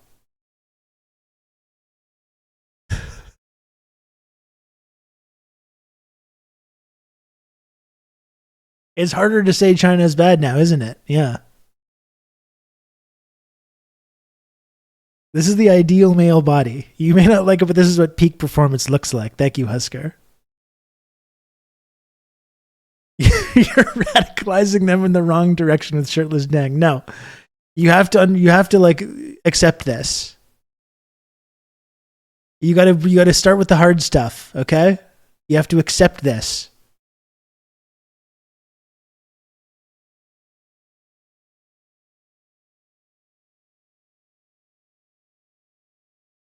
Wait, y'all unironically are in favor of China. Yes, we're unironically China enjoyers and supporters, and I think you should be one too, Bone and Sinew.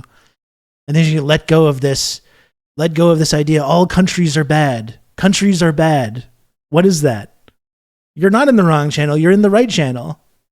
Because obviously you've been misled down a weird and reactionary path that only helps serve the ruling class of the United States.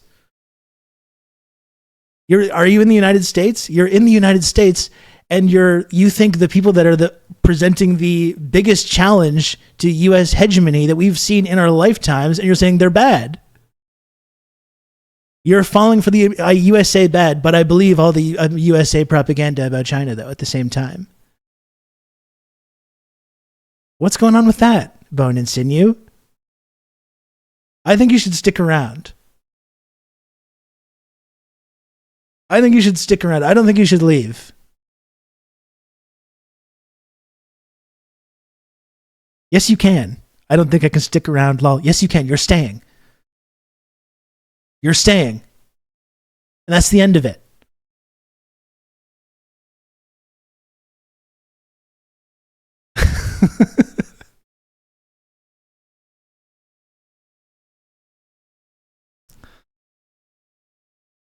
How's that song go? You may check out anytime you like, but you can never leave. Remember that one?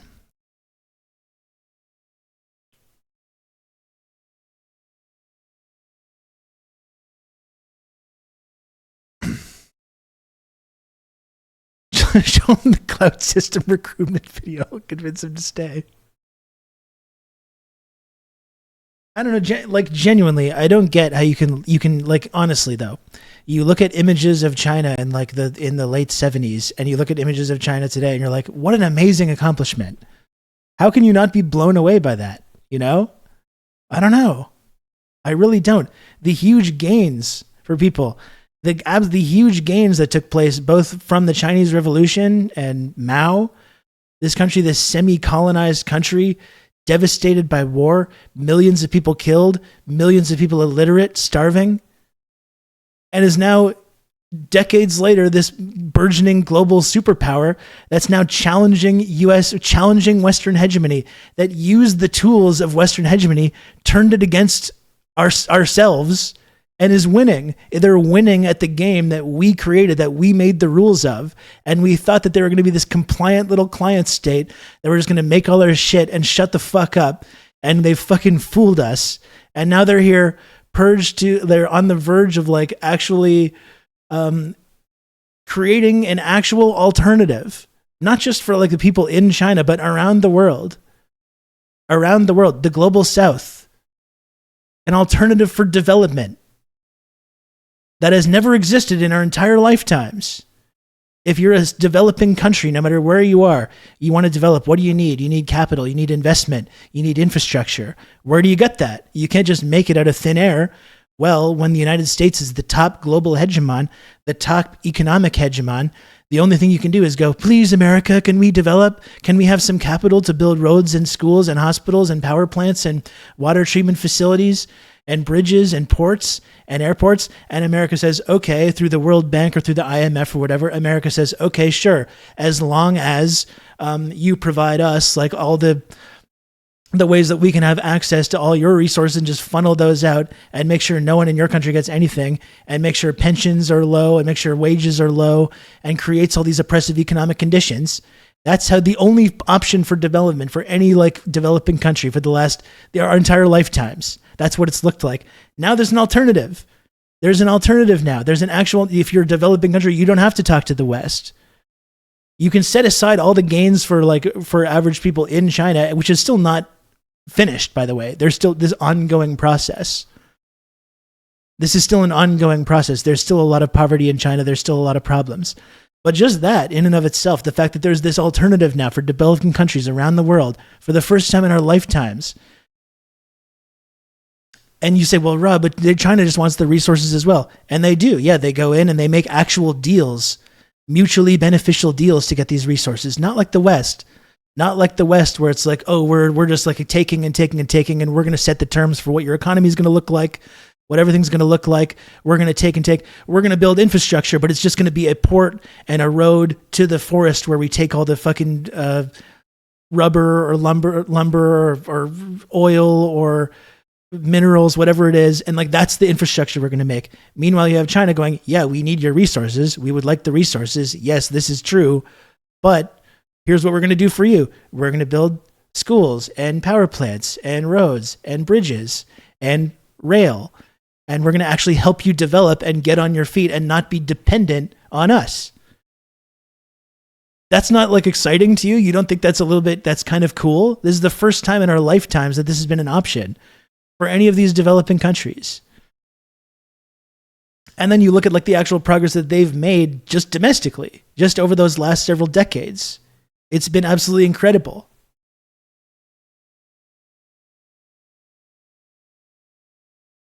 It's been absolutely incredible. Like the high-speed rail, the infrastructure that they've built, the development that's happened. Anarchist tech support. You're saying the West hires some local labor. I have yet to hear about China hiring local labor for the mega projects. You've got anarchist tech support in your name, and you're backing like the Western-style development for these places. Come on. Come on now.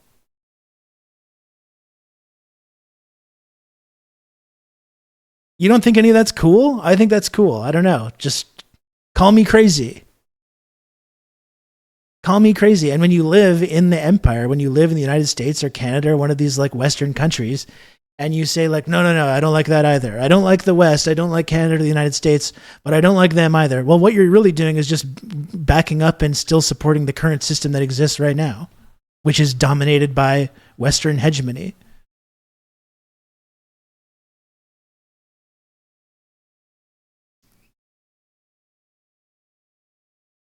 Bone and Sinew says, I gotta go because there's no response. Just Bone and Sinew, will you think about some of this stuff, please? Just think about it. Anarchist tech support. If you're in the empire, then you're automatically state simping by doing this, by taking this tact. All countries bad. All countries bad. Okay, well, that's right. After the Chinese Revolution, here's what they should have done. They should have just abolished their whole state. They should have abolished their state, right? Let's just abolish the state. Abolish the borders. We're going to have no authority, nothing like that, because that's what it is to be like communists. We're going to press the communism button. We're just going to abolish all that stuff. Abolish the state. Abolish the military. What happens then, do you think? What do you think happens then? Do you think that just it leads to some perfect utopia? No, I don't think so.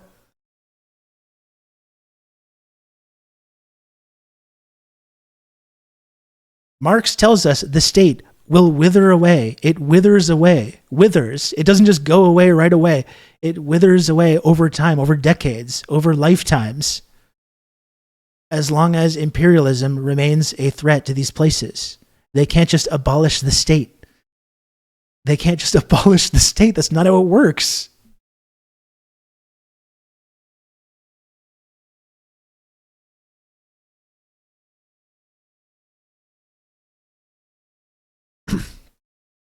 Western imperialism and U.S. hegemony has to be overturned. First and foremost, it's the primary contradiction.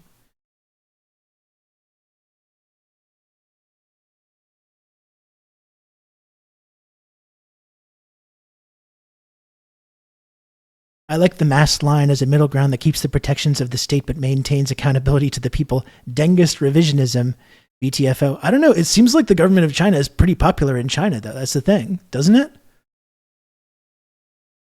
Like I said, I don't think anyone would think it's perfect, or that there's not contradictions, there's not poverty, there's not still problems, but it's like, it's quite popular, the Chinese government, because they're delivering huge gains to people. They're setting out a plan for like how they want to accomplish things, and they're going out and accomplishing it.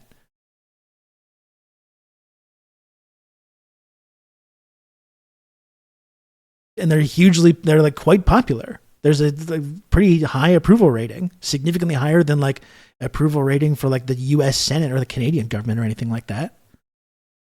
Well, we're actively engaging in and supporting genocide.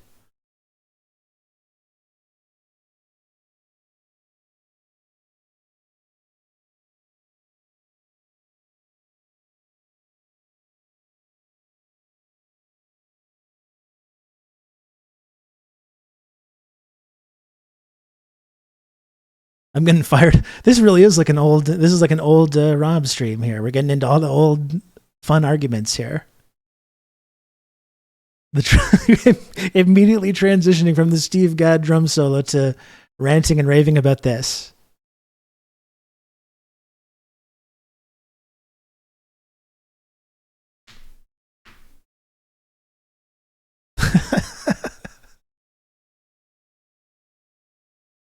I hope Bone and Sinew thinks about some of this stuff. By the way, I don't even think I mentioned Comrade Bushy 23 minutes ago gifting a sub. Thank you, Comrade Bushy. I hope you're still around. Thank you for that. And thanks, Dr. Maggot, for another gifted sub to Bone and Sinew 23 minutes ago, who we almost immediately lost. And drumming in your car while speeding. Yeah, next we can talk about DPRK.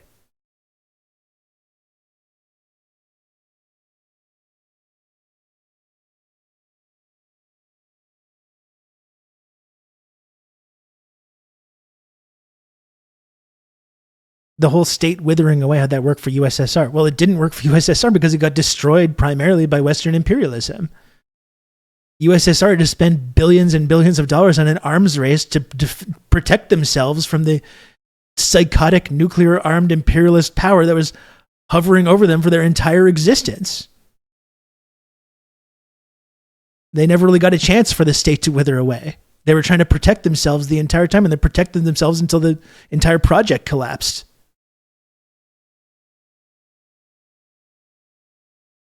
And that's what China, I think, is trying to go a different path because they've learned from what happened to the USSR, and they've had to take a different path. And that path involved opening up their economy up to these foreign markets. And again, making the West feel like they were on board with the neoliberal project, which they were for many years. This is why China Bad was a mainstream leftist viewpoint for many, many years. Because they really did make people in the West feel like they had kind of given up on building socialism, and they made the West feel like they had just become this compliant client state that was just going to be a factory to produce cheap shit for Walmart and make the Walton family very rich. And it was only until about the last 10, 15 years that capitalists and powerful people in the West started to be like, hey, whoa, what's going on here, though? They're not supposed to become more rich and powerful than us, though. That was not part of the deal. They only realized what was happening when it was way too late to stop it. I think that's pretty incredible long-term planning. They knew that they couldn't take this adversarial approach to the West, or they're going to be wiped out just like the USSR was.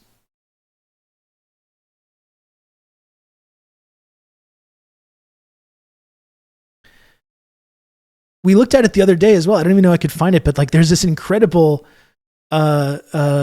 translation of these like dedicated Maoists in the early stages of these Dengist reforms as well, being like, oh, now they're saying that this is going to happen. They're going to turn Western capital against itself, and they're going to do this, and they're going to do this. Wow, unbelievable. And all this stuff actually happened. Like, it actually worked. The proof is in the pudding, as they say. You know? I think that's pretty incredible.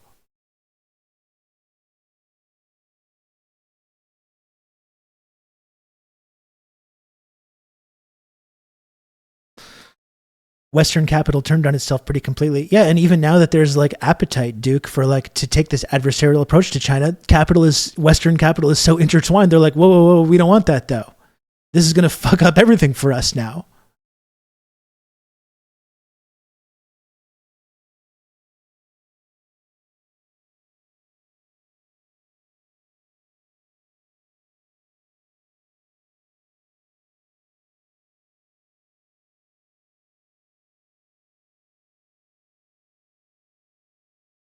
I remember sneering at the idea they would wrench socialism back out of their capitalist turn as recently as 2017. And like, that's what I mean, human person. I think a lot of people didn't realize what was going on here for a long time. And I think it takes some self-reflection and some self-criticism to realize I maybe got this wrong here. And a lot of like Western leftists, especially of the kind of like older Gen X generation, are not able to admit this. They're not able to admit that they got it wrong. You know, there's nothing wrong with being wrong. You know, you have to acknowledge that sometimes.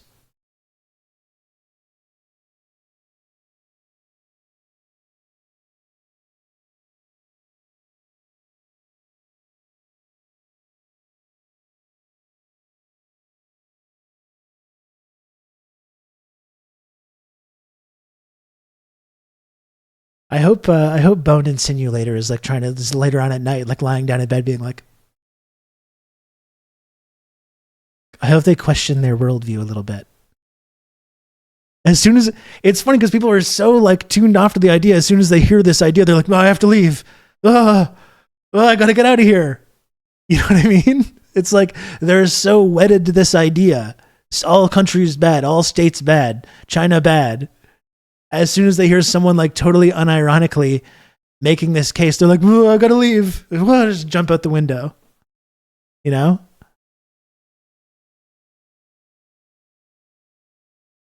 Sometimes they make React YouTube videos. That's right. The swimsuit tang at the back of my eyelids.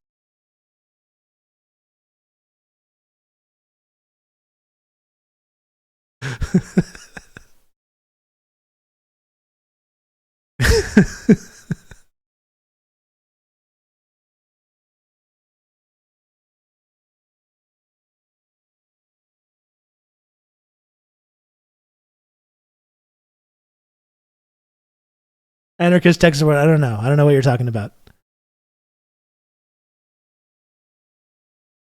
And I'm not going to pretend that I do. But I think for a long time, I mean, that's one of the things we've talked about on this show, though, right? It's like for a while, it was like this taboo thing to be like, well, China is good. You know, and people were kind of like bending over backwards to kind of like make, well, they're bad, obviously, but it's like, I like just, that's been one of my things on this platform is just, I unironically and unapologetically think China's good, and I like talking about it. I like learning about it. I like trying to sell people on this idea. And I'm tired, I think China's good, and I'm tired of pretending that it's not.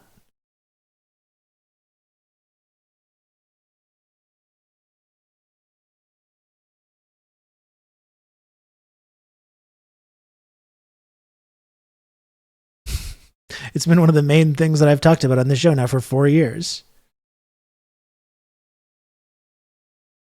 Oh no, my dad may catch me talking to communists. I need to leave. It's funny. It's like when people get really entrenched in these ideas, like we saw the other day with the Russia bad guy, the pro-Ukraine Russia guy. When I started just asking basic questions, trying to poke little holes in this idea, you know. Why do you think Donald Trump's a Russian asset? What did he actually do that was like pro-Russia? And this guy was immediately like, well, I have to get out of here. I have to leave.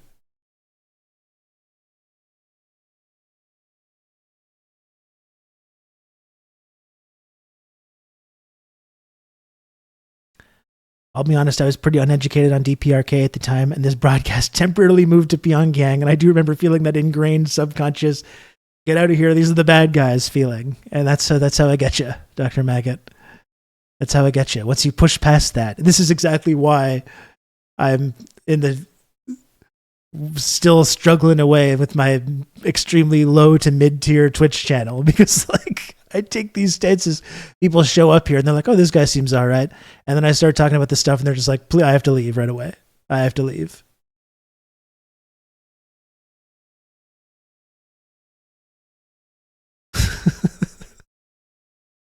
I could have been a contender. Yeah, they call us propagandized while having a 24/7 drumbeat of China bad pumped directly into their ears. Exactly. You got USA bad, but you guys are propagandized, and we need to stand with Ukraine and Taiwan as well. And Hong Kong, obviously.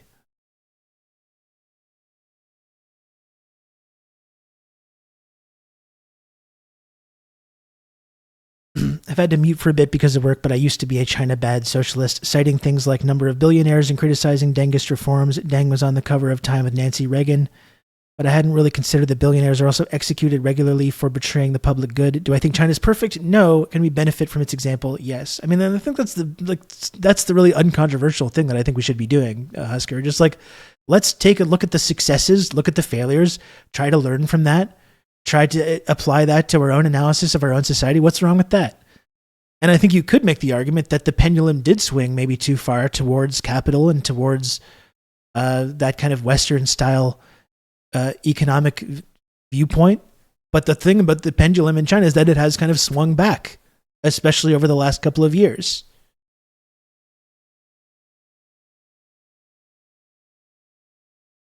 Yeah, and that's the whole thing, Noam Chomsky, developing the global south that's alone enough to be supportive. That's kind of what I tried to lean on when I'm trying to convince someone of this viewpoint. It's not just about the United States, it's not just about China, but it's about a differing opportunity for development for these countries in the global south.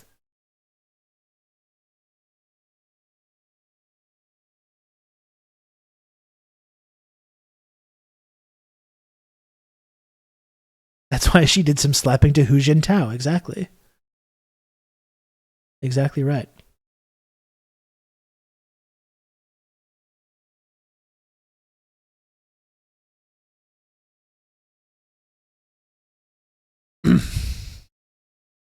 Oh boy, this is fun. This is a fun one. I like getting riled up like this.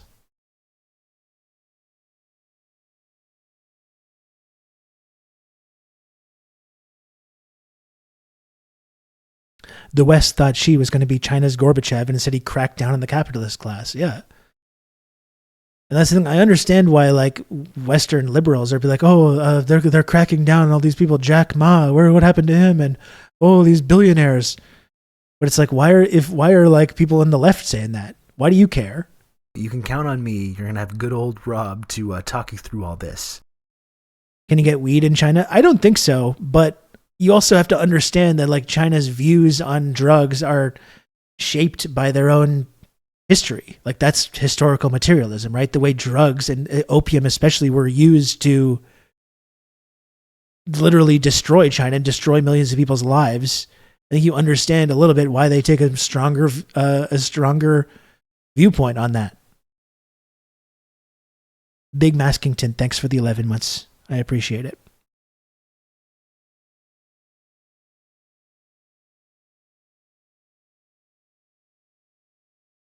No weed, China bad. The end. That's it. Well, so yeah, if you're going to go to China, I think like I've never been to China. I would like to go eventually. I'm hoping to go eventually. But yeah, if you're going to go to China and try to deal large amounts of drugs, you're going to have a really bad time if they catch you. And like, you don't have to be like, oh, I support law and order, I support this or that. But like, you can understand exactly why they take these kind of viewpoints, especially when it comes to Westerners going and dealing drugs in their country. They're not going to have a good time if you go and do that. And there's a very specific historical context that explains why they take that viewpoint.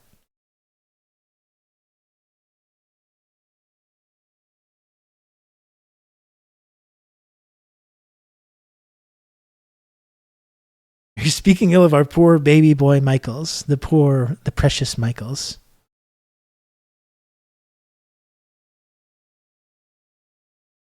She shows some promise. I'm sorry, anarchist tech support. I'm sure you're very nice, but just like if you'll allow me to just chuckle a little bit at the idea of Twitch chatter, anarchist tech support saying she shows some promise. Like, come on. You know, this is part of the problem I have with people on the left, like here in the West as well. What have we done? What have we accomplished? We haven't accomplished shit. We haven't accomplished jack shit. We've been completely screwed over for decades. We've done nothing. And then we have this country that's overgone this like revolutionary process, decades of development, of trial and error and all this stuff. And we say, it's not quite as leftist as I would like it to be. Like what the fuck? We haven't executed one billionaire.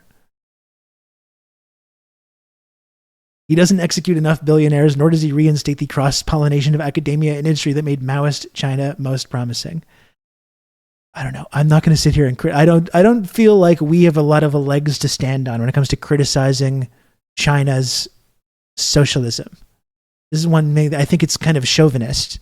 I think it's kind of chauvinistic to be a Western leftist. With all our long track record of huge victories, the revolution, it's right on the horizon, isn't it? It's just right over the horizon. Any moment now, we're going to overthrow the state and we're going to institute our beautiful socialist revolution. And then we're sitting there and they're looking down our noses at China being like, it's not socialist enough. Like, you know, come on. Please.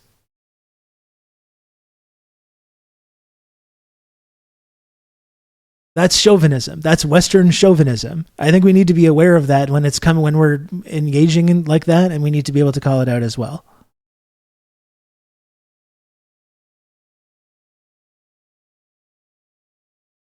Is anyone in China saying that? I mean, I think so. I mean, we've heard from all kinds of people. Like there, as much as like our propaganda tells us that there's no free speech and no one can say anything except we love what's happening. There's a wide like array of people with different viewpoints and debates that happen in China. There's Chinese liberals, there's Chinese Maoists, there's people that have all kinds of different ideas about what should be happening, you know? And I think if you're there, yeah, you have the right to kind of make this kind of critique. I think if you're a Western leftist, you have a way less right to make this kind of critique. I think when let's have a revolution here. Let's do a socialist revolution here. And then we can start lecturing other countries about what communism is and isn't. That's my general stance on this. You know? After we do our glorious workers' revolution, then we can start having these kind of critiques.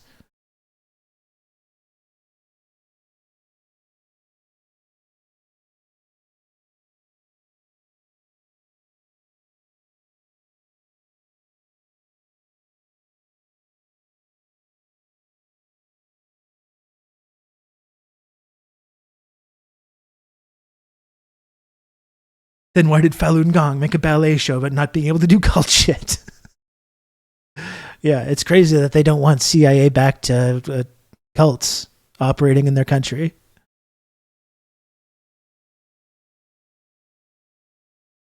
Sometimes I think I wish they were doing more for Palestine, but then I remember the US and Germany are providing the weapons for the genocide and realize the critique of China sounds silly in comparison. Yeah, and we all wish everyone was doing more for Palestine. I think just in terms of their rhetoric, though, they're as far as any major country, they are doing way more than anyone else is. I mean, not anyone else, because South Africa, you have them making these cases at the ICJ. You have Yemen actually like militarily engaging. There's other countries that are doing more, but just like using their rhetoric and using the UN and these international institutions to try and do the right thing. And if you look at like Chinese netizens and what they think about Israel, it's like it's night and day.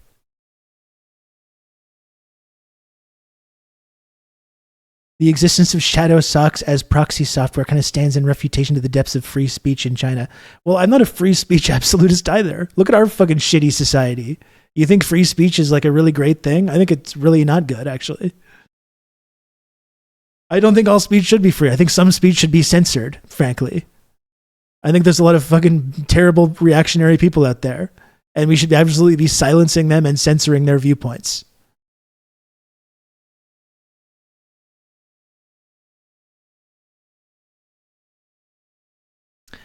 I agree about your China point, says Barbara, but I think you're being a little hand-wavy to put the lack of progression of socialism or leftist values and placing the responsibility solely on leftists. As you said, there's a historical context at play. Yeah, I mean, it's Barbara. I mean, I think Western leftists not really advancing any kind of project. It's not because of the lack of effort, but it's been totally like stymied and undercut at every step. But I mean, that's what I mean. Like, it's not the Chinese Revolution didn't have major roadblocks in its way, or the Russian Revolution. Like, but they did it though. They did it in spite of these massive roadblocks and these massive contradictions, and they've suffered through that. It's like it was not easy.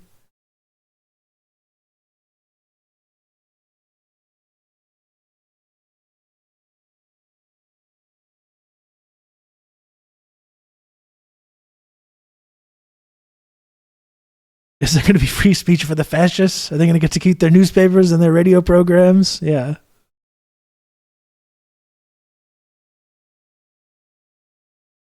Okay, so Anarchist Tech Support says, I'm a huge fan of the Belt and Road. Cut the US out, let that state whether... Okay, so what's the problem then?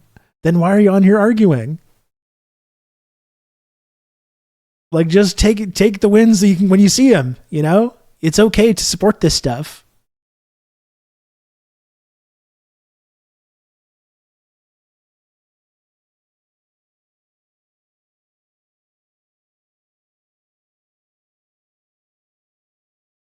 What about the Cultural Revolution? You can count on me. You're going to have good old Rob to talk you through all this. Diego, thanks for the gifted sub. I mean, I think the Cultural Revolution is really interesting, Kill Panic, because, like, first of all, like, as much as that gets painted as this horrible, terrible crime in the West, there was a lot of good aspects to that. Primarily the literacy programs and increase in people's access to healthcare that happened during that period. But I think even if you look into China, like they'll say, like even when Deng Xiaoping was interviewed, like in the Washington Post, I believe it was, they were like, yeah, there was some bad shit that happened then. What do they say? It was like 70% good, 30% bad or something like that. They're like, they recognize, like they openly recognize that there are mistakes that made and bad things happened. I think that's a common viewpoint.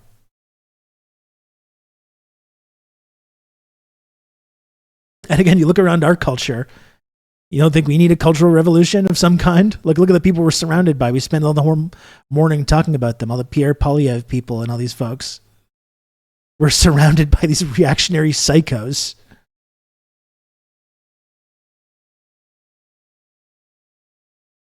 I like nuance instead of flattened jingoist bullshit. I'm being nuanced, though, Anarchist Tech Support. I'm being nuanced. Okay? This is nuance.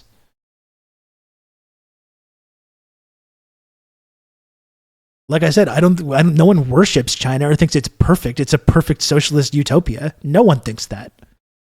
There's still poverty in China. There's still problems. There's still contradictions. No one denies that.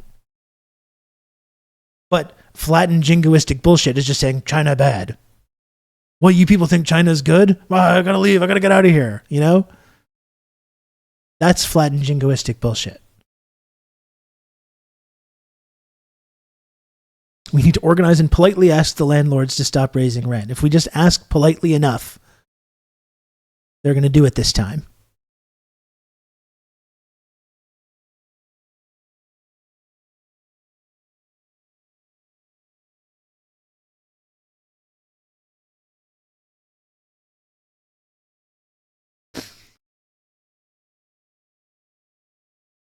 I just found out that we built a monument to the victims of communism. It isn't open to the public yet because of all the Nazi names on it. We talked about that just the other day, Kill Panic. It's like over half of the names on this monument.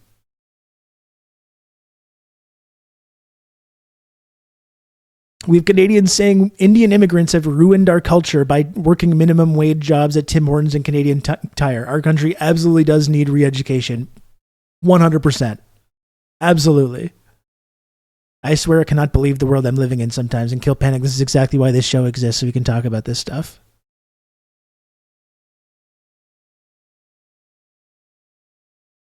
The only thing that works is cracking down on the rent hike scheme like a few got smacked for. Yeah, or just giving tax breaks to real estate developers and can you please build buildings that have lower rent, please? We gave you tax credits. Can you please build housing that's not so expensive, please? And they say no. And we say, okay, well, we tried. We asked.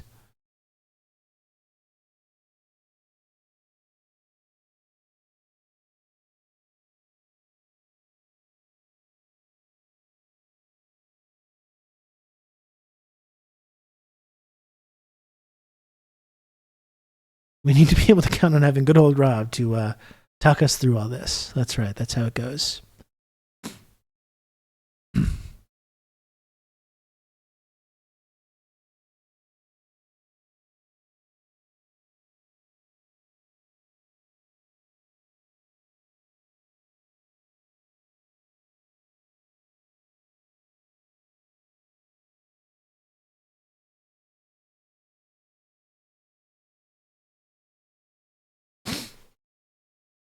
Meteorologists in the U.S. are getting death threats over hurricanes. How else are you going to fix that other by massive social and cultural overhaul?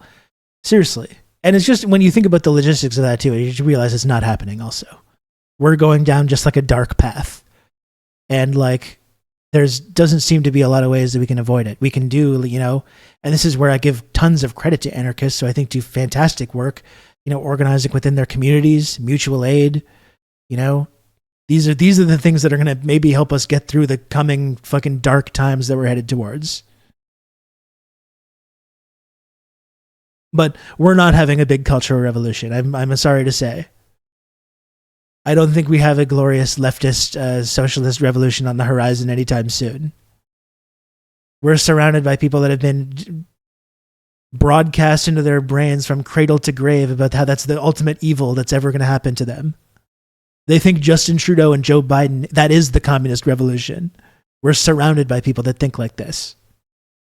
It's our friends and our family members and our parents and our coworkers.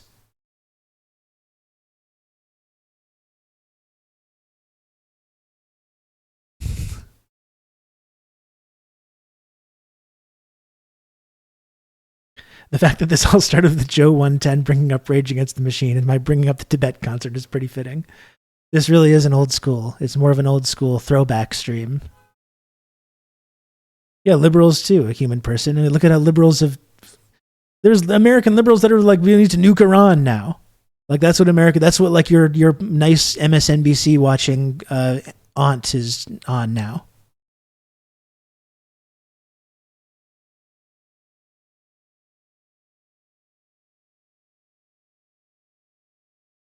The times ahead are indeed dark. I'm a little scared, and we should be. It is scary, and like I'm scared. Like what am I fucking scared about? I'm an incredibly privileged person, but it's gonna get fucking dark. It is.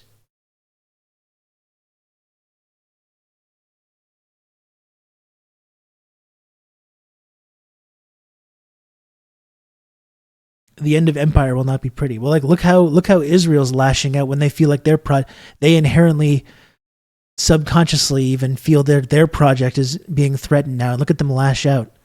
Think about how the United States and Western hegemony is going to lash out when they feel our power and our empire is becoming unstable and slipping away.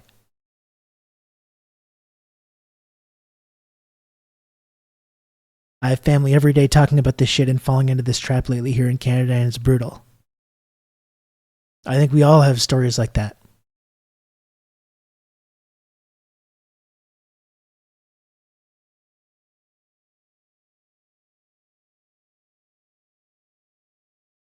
Ayatollah Joe, some of our greatest artists of the 90s got pulled into that Tibet stuff.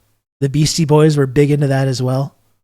Not that they were super like political, but this became kind of like a safe, like somewhat radical, I think, thing that artists could kind of latch onto in the 90s to show that they cared about the world and they were socially conscious in this stuff.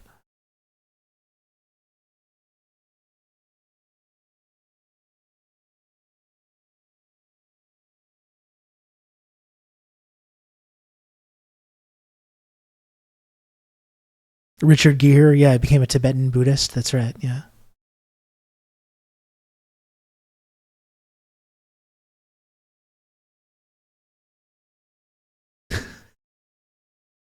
Sorry. I'm getting some really funny texts at the same time that I'm talking about all this stuff.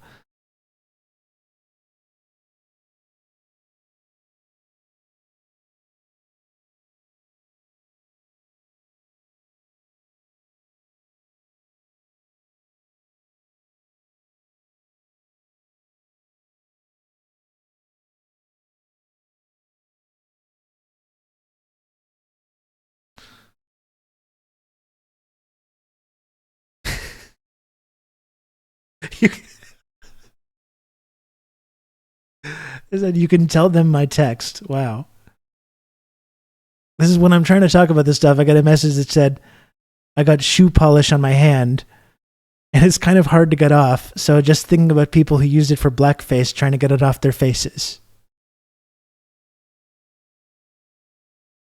This is what I'm getting texted while I'm trying to talk about these serious subjects.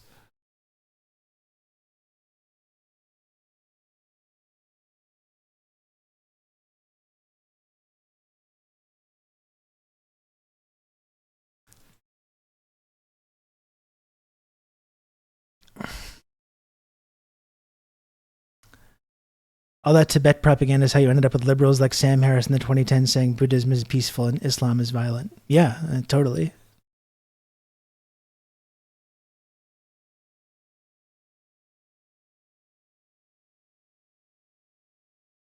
I walk by a Booz Allen Hamilton CIA facility going to work and always see a Friends of Tibet license plate in the parking lot. Yeah. I mean, that was the thing that made that pissed off that person one time that made that whole YouTube React video about this, was talking about this and Tibet and everything. And then talk about the cultural conditions of Tibet prior to the Chinese Revolution. It turns out it wasn't just this peaceful, beautiful situation where everyone was working together and living together and everyone was happy. Turns out that's not at all what that is.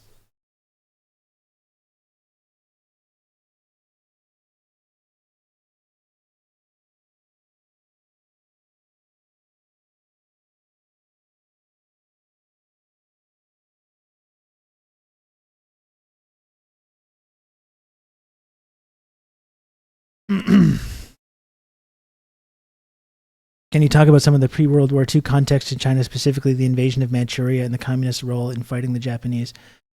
I mentioned it very briefly talking about that development, but I think it's like, that's a big fascinating piece of that puzzle. The idea that that's the context that development took place under. You know, and people talk about Mao and talk about the Chinese Revolution and say 30 million dead, 40 million dead, and they're not factoring in that like this is what the conditions were when this revolution happened. People just completely ignore that entire context.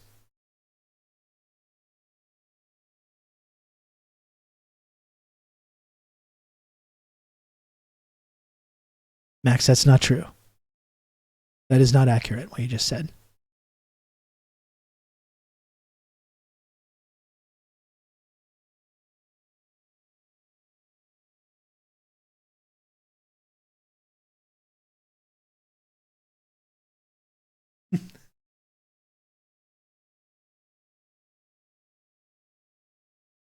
Oh boy. I feel like there's not much else to like get into here. I got about another 40 minutes. I don't even have much time to like really focus on anything else. Looks like it's just a free-for-all. Remember, decolonize Russia. Yeah, these people want to decolonize Russia and China and all these other places. They want to decolonize everywhere except the United States of America and Canada.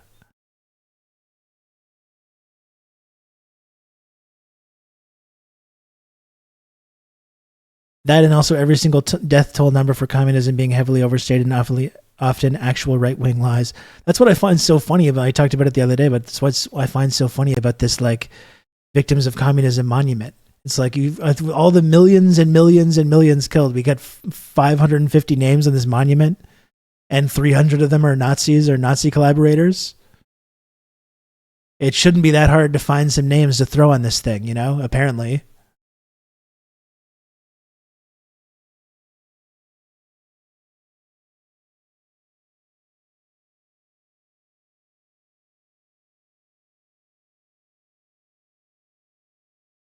They never say free Puerto Rico or free Hawaii. You know, they say Puerto Rico should be made a state so there'll be 2 more Democratic senators.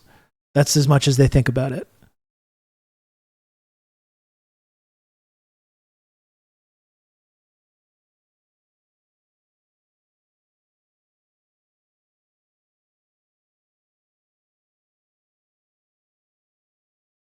Doesn't the Black Book of Communism include actual Nazis killed in World War II? I'm sure that it does, yeah. Considering they were the primary victims of communism and all these people cry about.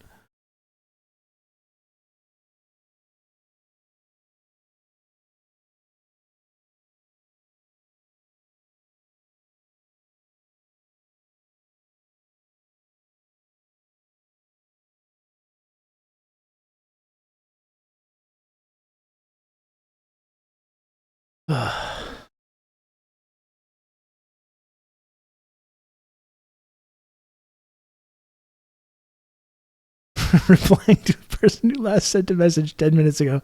Debate me, coward. You could watch this clip where the old woman who hosted Xi Jinping in Iowa in the 80s went on CNN and made more sense than 99% of Americans. Okay, let's do it. Let's do it. In San Francisco, a carefully choreographed reset of the rocky U.S.-China relationship. Joe Biden's such a snake. He pretends to be Xi Jinping's friend when they see him, and then he talks shit about him when he's not around. U.S. President Fake Joe friend. Biden, Chinese President Xi Jinping. A meeting months in the making. 4 hours of talks, meticulously planned photo ops, all seemingly going according to plan, until President Biden seemed to go off script. Mr. President, after today, would you still refer to President Xi as a dictator? This is a term that you used earlier this year. Well, look, he is. I mean, he's a dictator in the sense that he is the guy who runs a country that is a communist country that is based on a form of government. And this is an amazing example of Biden and like Western imperialists saying true things by accident, because like they've just acknowledged that that's what it is to be a dictator. It's literally just being a leader of a country that's not a Western liberal democracy. That's all it is. Like, that's saying something that's very true. That's what these people think. Anyone that's not the president in a fucking fake democracy, in a Western liberal democracy like the United States of America, anyone that falls outside of that purview is an authoritarian dictator. Well, look, he is. I mean, he's a dictator in the sense that he is the guy who runs a country that is a communist country that is based on a form of government totally different than ours. Biden's off-the-cuff answer to a question from White House correspondent M.J. Lee, drawing a cringe-worthy reaction from U.S. Secretary of State Antony Blinken, and a swift, sharp response from China's foreign ministry.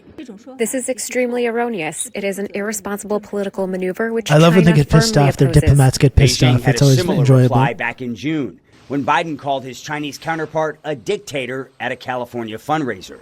On the streets of Beijing, this man seems to agree with Biden's description. One-party system, to be honest and open, that is a dictatorship. something he says keeps We found China a Chinese stable, liberal that was willing to go on camera. putting a positive spin on Biden's definition of the word.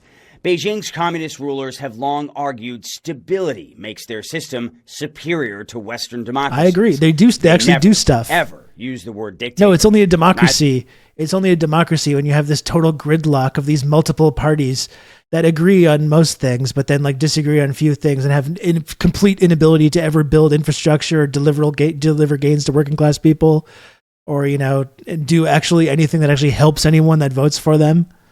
That's real democracy, baby. In this one party state where they just like do things and accomplish things that actually help people's lives. No, that's authoritarianism. You don't want that. It is Chinese state media, ignoring Biden's controversial comment, even as it made headlines around the world. Instead, focusing on President Xi's personal diplomacy with the U.S. president, like the moment they compared armored limousines. It's like that Cadillac we have over there. They call it the Beast. On China's heavily censored social media, not a single mention of the outrage over Biden using the D word for the second time in 6 months. The Chinese government I'm positive there were mentions. Very personally. I'm 100% positive there were many mentions. In September. What sign would that be for other dictators in the world, like Xi? He wouldn't be the first to fend off that label. Listen to this exchange on 60 Minutes between Mike Wallace and Xi's predecessor, Jiang Zemin. You are the last major communist dictatorship in the world. You mean I'm dictatorship? Am I wrong? Of course. This is big mistake. As for President Xi, the communist leader who eliminated term limits, and some he say laughed his at us and rivals, made fun of us when we paving said the way this stuff. for a Can you believe lifetime that? in power, we don't know how he feels about Biden's remark. Unlike the U.S. president, Xi never has to answer unscripted questions. His diplomats spent months controlling every detail. They don't have a media class food, that's to the owned and flowers, operated by the military-industrial Biden, so it's certainly complex. no surprise that right now they're cutting off our signal inside China. This is a Being live like, should we? picture from The Beijing. free American press is like, should we bomb Iran just a little bit or a lot? That's the big questions that the free press asks of the United States presidents. They certainly don't want the Chinese people to know about the dictator comment. They don't want to see our coverage of this right now. Aaron, this has happened before. They're doing their citizens a favor program. blocking CNN from appearing One there. barometer, perhaps, of how this actually went might be whether President Xi follows through on a comment he made yesterday when he said that the resumption of panda diplomacy is on the table. China hasn't granted any new panda loans to the U.S. for some 20 years. That might be changing. We'll see if it's still the offer still in place after that remark by the president. We certainly will. And of course, that response by the Secretary of State, Antony Blinken, well, it was the look that said 1,000 words. All right. Well, Ripley, thank you very much. And I want to go now to Sarah Landy. She has had an unexpected quarter-century-long friendship with the Chinese president. I just don't think they want their citizens to see CNN in general. I mean, they're correct to do so. Landy was hosting a dinner at her home in Iowa, and she had a green bean casserole with Xi Jinping. Now, Xi at the time was 31 years old. He was a rising political star in the Communist Party, and he went to Iowa to see how Americans farmed. Landy was the head of a volunteer organization called Sister States, which had been just founded that year to connect Iowans to the rest of the world. And after that meeting, Landy made several trips to China over the years. She came back to visit Landy again. That was in 2012. We got a picture of them together right after he became president of China. And they were together again last night. That's so cool. And had a private meeting. So Sarah That's Landy so wholesome. joins me now. And Sarah, I mean, I think it is incredible for anyone watching, and you try to look at someone of such consequence in the world with so much power, that you would know someone like this over so many years, so well. 40 years nearly, you have known him. How do you square words like dictator with the man that you have come to know through your lifetime? Well, one thing is, I think it's too bad that one word throws people off. I think, in China, there is one person that makes most of the decisions. It's Xi Jinping. I don't know that I'd call him a dictator, but I don't even know if that's he true. definitely is in charge. That's how they keep order there. But I think many other things we should focus on besides. I think this lady has a good heart. She's dictator. not even giving an accurate appraisal of how the Chinese government actually functions. He needs to keep control over lots of his people in order to keep the peace and security and bring them up as equal. It's not the way we believe in the United States. I don't know what you call it, but you wouldn't call it free reign democracy because he does not believe that's the best for his country. So other than squibbling over the name dictator, let's look at what they did talk about. Let's talk about what they did decide. Maybe to have more airlines going back and forth, maybe more people-to-people exchanges, having teams look into fentanyl and all the other things they're going. So I think there are lots of other ways we should look into this conversation rather than being mad that somebody's called someone a dictator. Calling names doesn't work, but it doesn't tell the story. That's wholesome. That's wholesome, even if I don't think it's a totally accurate appraisal of how the Chinese government actually does operate. Okay, so I just wanted to get to one of these criticisms that I'm seeing from anarchist tech support. And the thing is, I do think it is important to be fair and like try to be sort of honest with each other.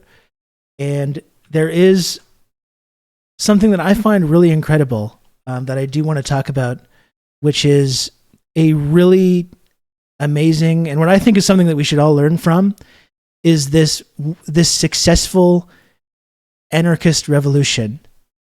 And this is something that we need to learn from. It's really important. Okay, I'm going to show details about this right now. It's false. No way. Not this time. We created it. Not this time. No, not this time. It's totally made up. Pure fiction. It's fiction. It's fiction. We made it up. We made this one up. It's a made-up tale. It's a total fabrication. It never happened. It never happened. This one was invented by a writer. Not this time. It never happened. It's false. It never happened. It's a fake. It's fiction. It's an urban legend that never happened. No way. We got you. Not a chance. Not this time. It never happened. It never happened. We made this one up. It's fiction. We made up this one. We made it up. Not this time. Wrong. Not this time. Not this time. You're wrong. Not this time. It never happened.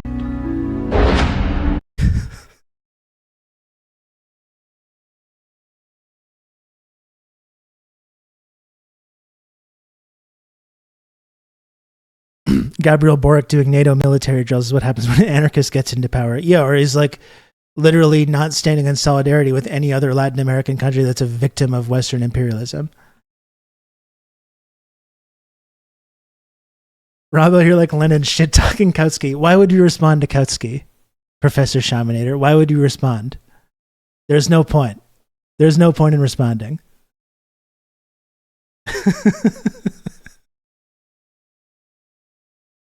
We do a little trolling. We do a little trolling on here sometimes. It does happen. I'm not immune, okay?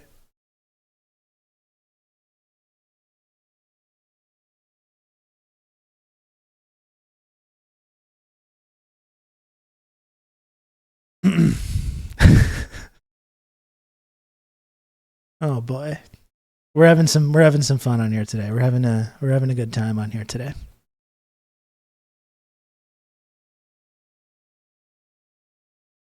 I just think it's amazing that an average American chud who is still thoroughly anti-China solely by meeting Xi Jinping in person can be like, no, we should work with China anyways and be like normal human beings with disagreements. Are you talking about the Neil Bush thing? I think I saw that. Talking about people rehabilitating Bush, but you've got an actual Bush brother being like, why are we doing this? Why are we doing this China bad thing? Neil Bush is out-lefting some of our ultra-leftists in the chat today.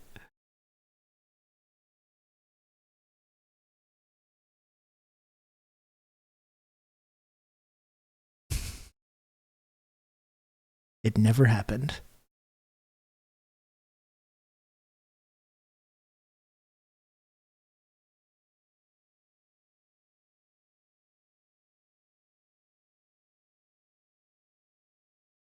I don't know if I want to watch all 15 minutes of this video, but I did see this and I wanted to take a look at it. Easy to bash China. China right now is perceived as a threat to the United States by both political parties. And China's an easy whipping boy for political propaganda. You know, it's easy to bash China as infringing on our rights and taking our jobs and whatever, doing all these evil things with TikTok and Huawei and blah, blah, blah. I think the rhetoric will die down as, one, after this election is over, first.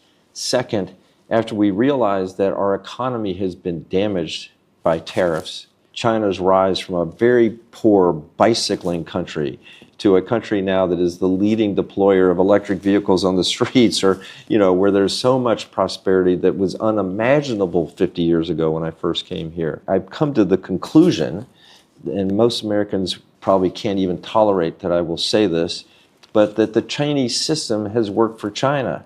Chinese system has been so beneficial to hundreds of millions of people whose prospects for prosperity were zero back 50 years ago. I mean, yeah, there's that. I feel like that's the main point I want to get across. I like this Chomsky piece too. This is Democracy When Now!, he talks about the China threat. democracynow.org. We end today's show with the world-renowned dissident and linguist Anarchist Noam text word. I'm Chomsky. sure if Lenin was here right now, he would be totally on board with whatever it is point that you're trying to make right now. And Nermeen Sheikh and I had a chance to You're speak with Noam on Monday and asked him about is not, well, the trajectory is not optimistic. Biden has pretty much picked up Trump's foreign policy. He's eliminated some of the more gratuitously savage elements, like in the case of Palestine, for example. Trump was not satisfied with just giving everything away to Israeli right-wing power, do what you want, and offering nothing to the Palestinians, just kicking them in the face. He even had to go beyond that to truly gratuitous savagery, like cutting off the lifeline, the UNRWA lifeline, for Palestinians to be able to have at least minimal bare survival in the Gaza, in the Israeli punching bag in Gaza. Even that, well, Biden removed those things. Other than that, pretty much followed the same policies. On Iran, he made some. And now Kamala's going even further to the right than Biden.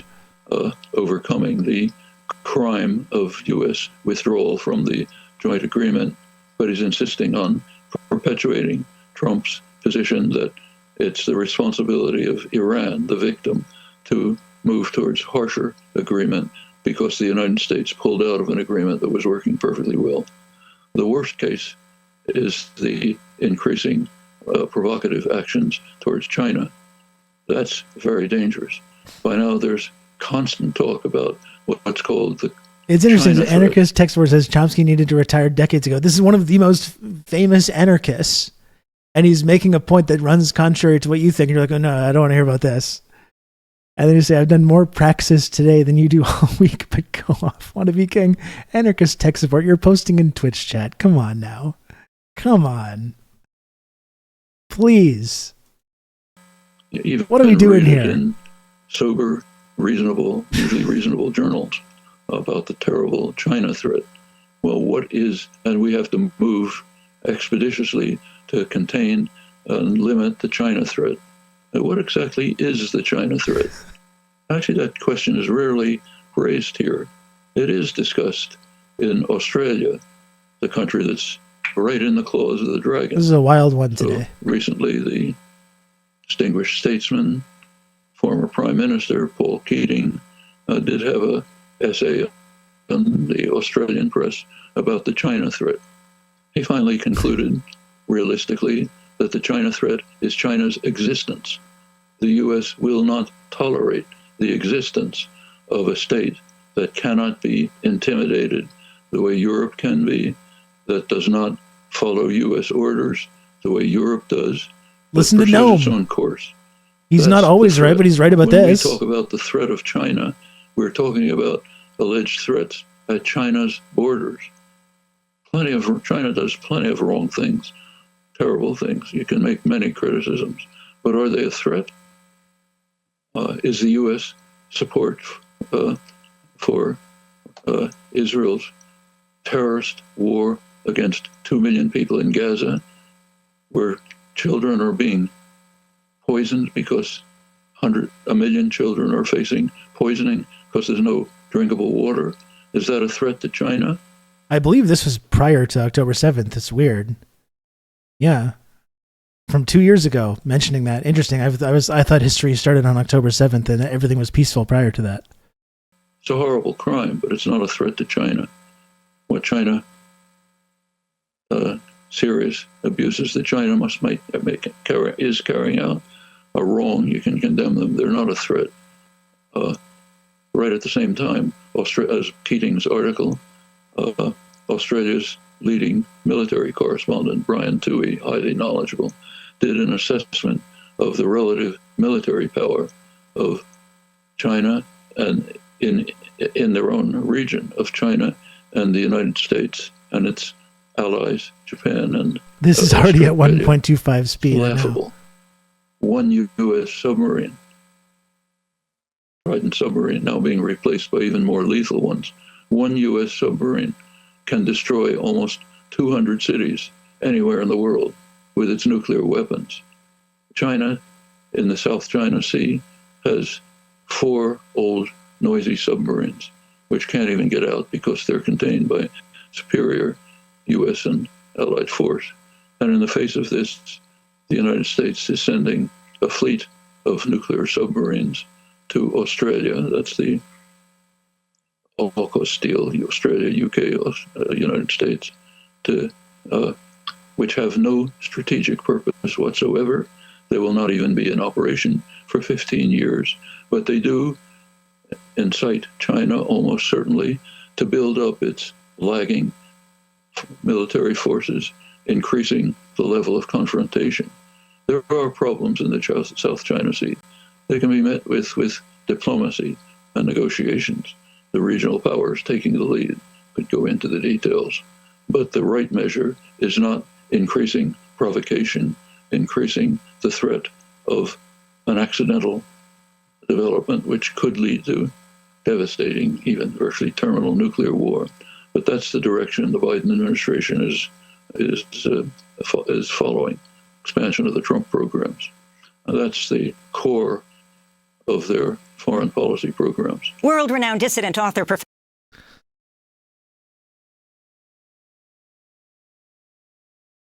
Listen to Noam. He doesn't always get it right, but sometimes he says some pretty smart stuff that I think we should pay attention to.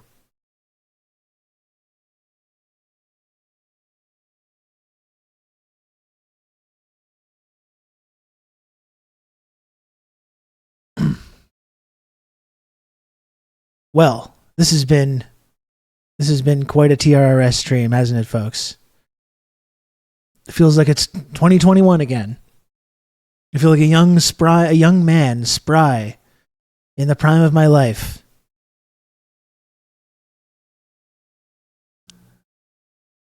Unfortunately, I kind of forget what he said, but mostly don't need to antagonize China. The main point is like the China threat is China's existence. That's what the threat is. The fact that, like I was pointing out, they're actually like growing and developing to a point where they can actually challenge U.S. hegemony, which was never supposed to be part of the plan. That's the threat. The threat is to U.S. hegemony. They don't actually pose us any threat, you and me. You know, they pose a possible threat to uncontested Western hegemony over the entire world. But that's actually a good thing. We want that to be challenged.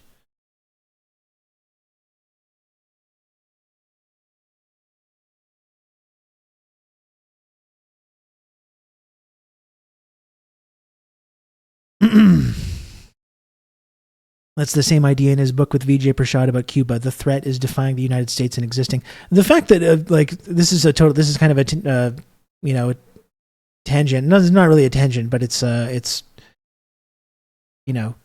connected to what we're talking about. But the fact that the United States under Biden is still sanctioning and blockading Cuba after all these years, what a disgrace that is. There's still Cuba is still dealing with poverty, still has food insecurity, still, even with their like healthcare system that they've managed to create out of fucking thin air with all these problems and all these issues, they still have like insecurity when it comes to vaccines and medicine. And the fact, like, for why is the United States still sanctioning and blockading Cuba all these years later? And that's the reason. It's because they exist. They exist. They defied the United States, and they continue to defy the United States and have a different social system and a different economic system. That's it. That's the only reason. That's the only reason we view DPRK as a threat as well. Because after all these years, after we did genocide in Korea and killed 2 million people, they're still somehow existing and still providing some kind of a counter to Western hegemony, and that's what we can't tolerate.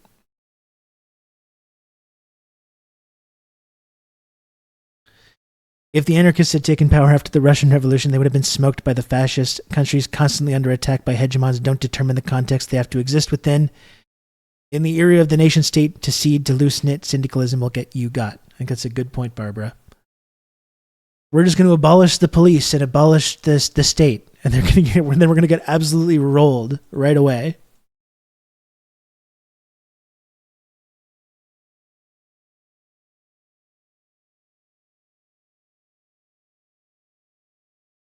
Come on. The KGB. That's not what I want to look at.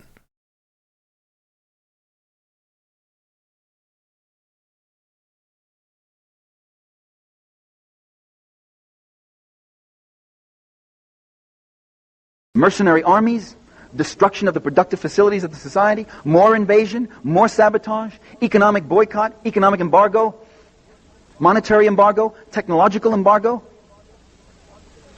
which have distorting effects upon a society. In May of 1921, Lenin got up before the Bolshevik Party convention and he said, "We've had enough with the workers' opposition. Let's get rid of them." Now, the workers' opposition were loyal Bolsheviks. They were communists. They were in the Bolshevik Party. They were in the Communist Party. When the Kronstadt Rebellion came, the workers' opposition did not side with the Kronstadt sailors. They sided with the party. In the Civil War, they were with the party. Throughout all the struggles, the workers' opposition were with the party. But they had formed a self-conscious caucus that had decided that it would represent the particular interests of the industrial proletariat against the party itself at times. And after all this invasion, all this destruction, all this terrible death, let's see the parentheses in the chat, please. And struggle, where Lenin once said Soviet Russia is like a man with a death fever just hanging on by an inch of his life. After all that, Lenin turned and said, "We've had enough opposition." The feeling very much was that that opposition was a wedge, an opening. It invited our enemies, our mortal enemies, to come in and attack us and divide us. And the party convention uproariously supported him and said, no more workers' opposition, no more factions within the party. So right there, that emphasis on a monolithic party. And by the way, that same month, or the month before, in April, Lenin called for a strengthening of the trade unions and for more worker representation on the Central Committee of the Communist Party. So it wasn't that he was moving anti-worker, it was that he was moving against opposition. So right there you see the seeds, you see, of a system that could not develop naturally with an opposition, with checks, with internal debate and argument. A system that began to strain for uniformity, for siege, for lockstep cooperation, the emphasis being on organizing, getting the thing done, stop asking too many questions because everything was a life and death issue.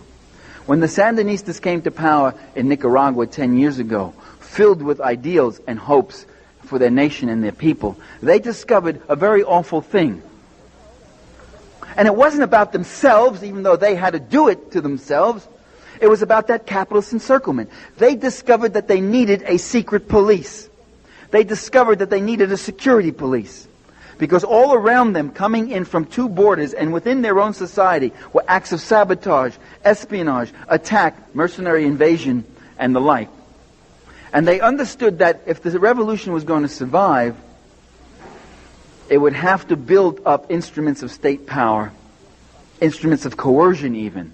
And these instruments, by the way, can make mistakes. And these instruments can not only make mistakes, they can commit some serious crimes. Anarchist tech support, they're not the same arguments. Although in Nicaragua, the impressive record is how few crimes there were, given the utterly dire conditions they were under. So that kind of that capitalist encirclement, which goes on unrelenting, attacking any existing socialist, communist. If you don't want to call, by the way, if some of you don't want to call those societies socialist, don't call them socialist. Call them window shades or camels, whatever you want to call them. As long as you know what I mean, that I mean the public ownership of the means of production, using capital in a different way, not for capital accumulation per se as an end in itself. A strong social wage, free education, free medical care, and subsidized housing, subsidized food, subsidized bread, all those things that the Hungarians and Poles are now complaining about losing. That's what I mean by socialism. If you don't want to call that socialism, that's not what real socialism is. Something that's going to exist someday when the world and people are better and different, and it's going to come down and be in a much better form than those things were. That's fine. But in this world, see, I believe socialism is not. Only there was someone in this chat that could listen to this message and learn something. Participation, harmony, this and that. I believe that socialism is a process of struggle to achieve that thing. So just go along with my vocabulary if you have even if you have trouble with it. Those socialist or communist societies suffered terrible distorting effects. If there had been no invasion, if there had been no espionage, if there had been no attack, if there had been no White Guard armies burning villages, there wouldn't have been a Red Army of that size. There wouldn't have been a Stalin. There wouldn't have been a KGB. If there hadn't been a CIA, there wouldn't have been a KGB. If there hadn't been a NATO encirclement, there wouldn't have been a Warsaw Pact. And to lose sight of that fact is to lose sight of an essential force of what was going on over those 70 years. Or 10 years. And if you want to know what the Soviet Union went through in its early years, just look at what Nicaragua went through in these 10 years. And then multiply that by 10. Every single one of those countries was targeted. They were targeted by missiles. They were targeted by acts of espionage. They were targeted by, as I say, economic embargo and all sorts of other forms of aggression. They were targeted by incredible propaganda barrages Riskinverse, and thanks the for the like. 1337. Thank you very much. Unremitting. The most targeted socialist country in the world, as of a couple of years ago, and actually still to today, is not Nicaragua, was not Nicaragua. Not even Cuba. It was the Soviet Union. All those missiles were pointing to the USSR. They still are, and they're still building those missiles, and they're refusing to negotiate those missiles, at the sea-based missiles, which is where the U.S. has 75% of its Russia, first now strike no longer force. the Soviet They Union, have announced that they isn't will too not happy about it, lo and behold. negotiate that 75% of the first strike force. Only their 25%, which is land-based. And the Soviets, of course, 75% of their force is land-based, and only 25% is sea-based, and none of it working very well because they've got just a few choke points and they don't have that much access to sea, and they don't have all the fueling stations and harbors and whatever else that the U.S. has around the world. So that kind of encirclement is still there, and that kind of thing is still going on. And so if you want to understand something about it, and that's why Gorbachev is one of the reasons he's trying to normalize international relations, even at the risk of giving away the whole store. And we all know what happened next.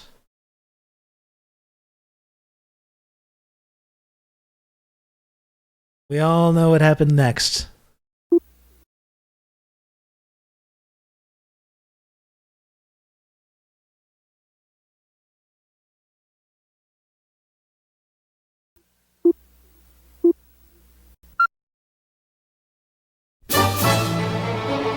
You can count on me. We're going to have good old Rob to talk you through all this.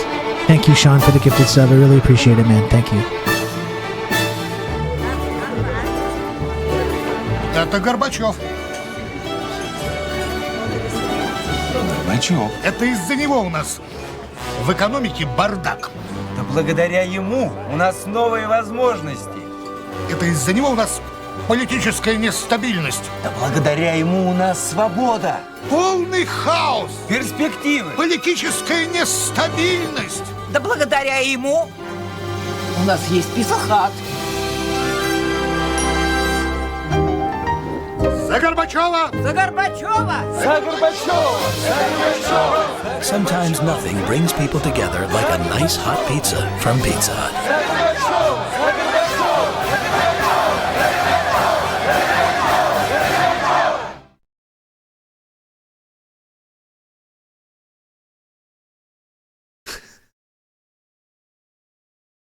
This really is an old school stream today, isn't it? I do like Pizza Hut though. It's undeniably good. For like a pizza chain. I usually get it on Fridays, as you know, chat. I ate Pizza Hut with my son on Friday and watched Paranorman, and it was a great time. I do genuinely enjoy it. But I don't think you should give up on your 80-year-long socialist project in order to get it. Okay? I would draw the line on that.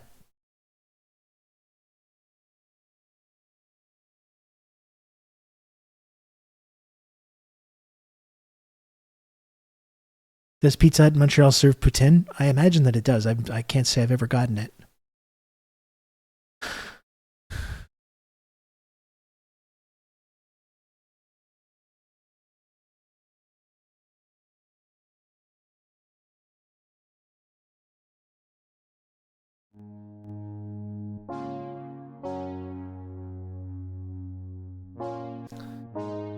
She Gorban on my chav till I perestroika. Absolutely.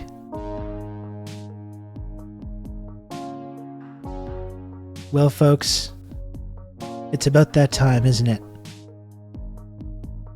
I will be back tomorrow, as usual. Please subscribe if you can. To Gorbachev. Oh, Sean, this is a wild one. This is a wild one. It was a throwback ep today. Please subscribe if you can, folks. 15 subs to go to get to the goal. I'm trying to make this little number go up at the bottom of the screen each and every day. It's all about making the little number go up for me. That's what it's all about for me. So if you've enjoyed this stream today, if you find it entertaining or informative or stimulating or funny, entertaining, whatever it is, if you enjoyed tuning in today and experiencing all that and you tune in every other day, whatever it is, please subscribe if you can. Top Scruffy, thanks for the 42 months. I appreciate that. Top Scruffy. Do we got any generous 14 sub gifters out there? Is there any generous, heroic, Christ-like 14 sub gifters out there? I'm sure that there are.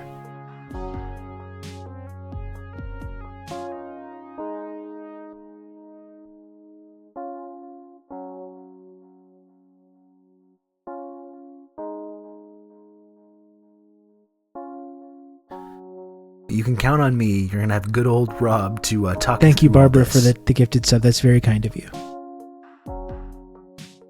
Thirsty Housewife has just gifted 14 subs. Oh, wow. Thank you, Thirsty Housewife. We did it. It's the number at the bottom of the screen is just not responding in time, but I clearly see it right there in the chat, so.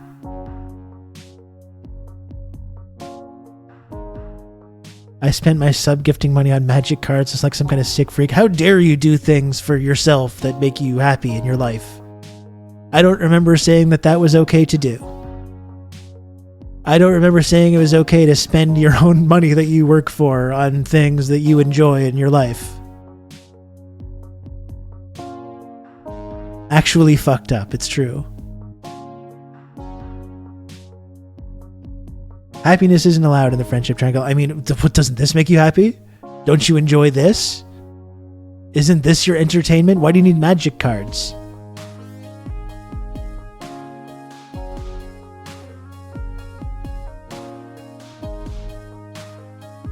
I spent my sub on you instead of going to see a terrible ass movie. I do not regret it. Thank you, Catalepsy.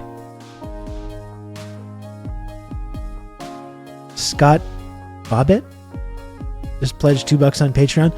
Those are deceptive because sometimes people can readjust their amount on Patreon lower than it was and it makes an alert happen. And I'm like, oh, thank you. And then it's actually someone giving me less money. That's always funny. Shout out to the Patreon subscribers because I don't actually use Patreon. Patreon is just, I do not ever post there. And some people just like use that as a way to give a little bit of money each month for the stuff that I do here and on Twitter and in podcasting and elsewhere. Some of the most Christ-like supporters there are, the Patreon supporters.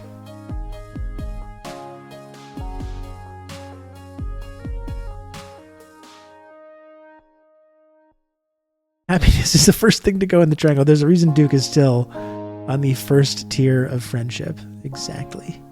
See, some of you get it. Your friends and family may not approve of your new lifestyle. It's true risk inverse. These are toxic people. Toxic people, folks. You don't want them. You don't want them in your life. I'm just trying to help you. I'm trying to do you a favor.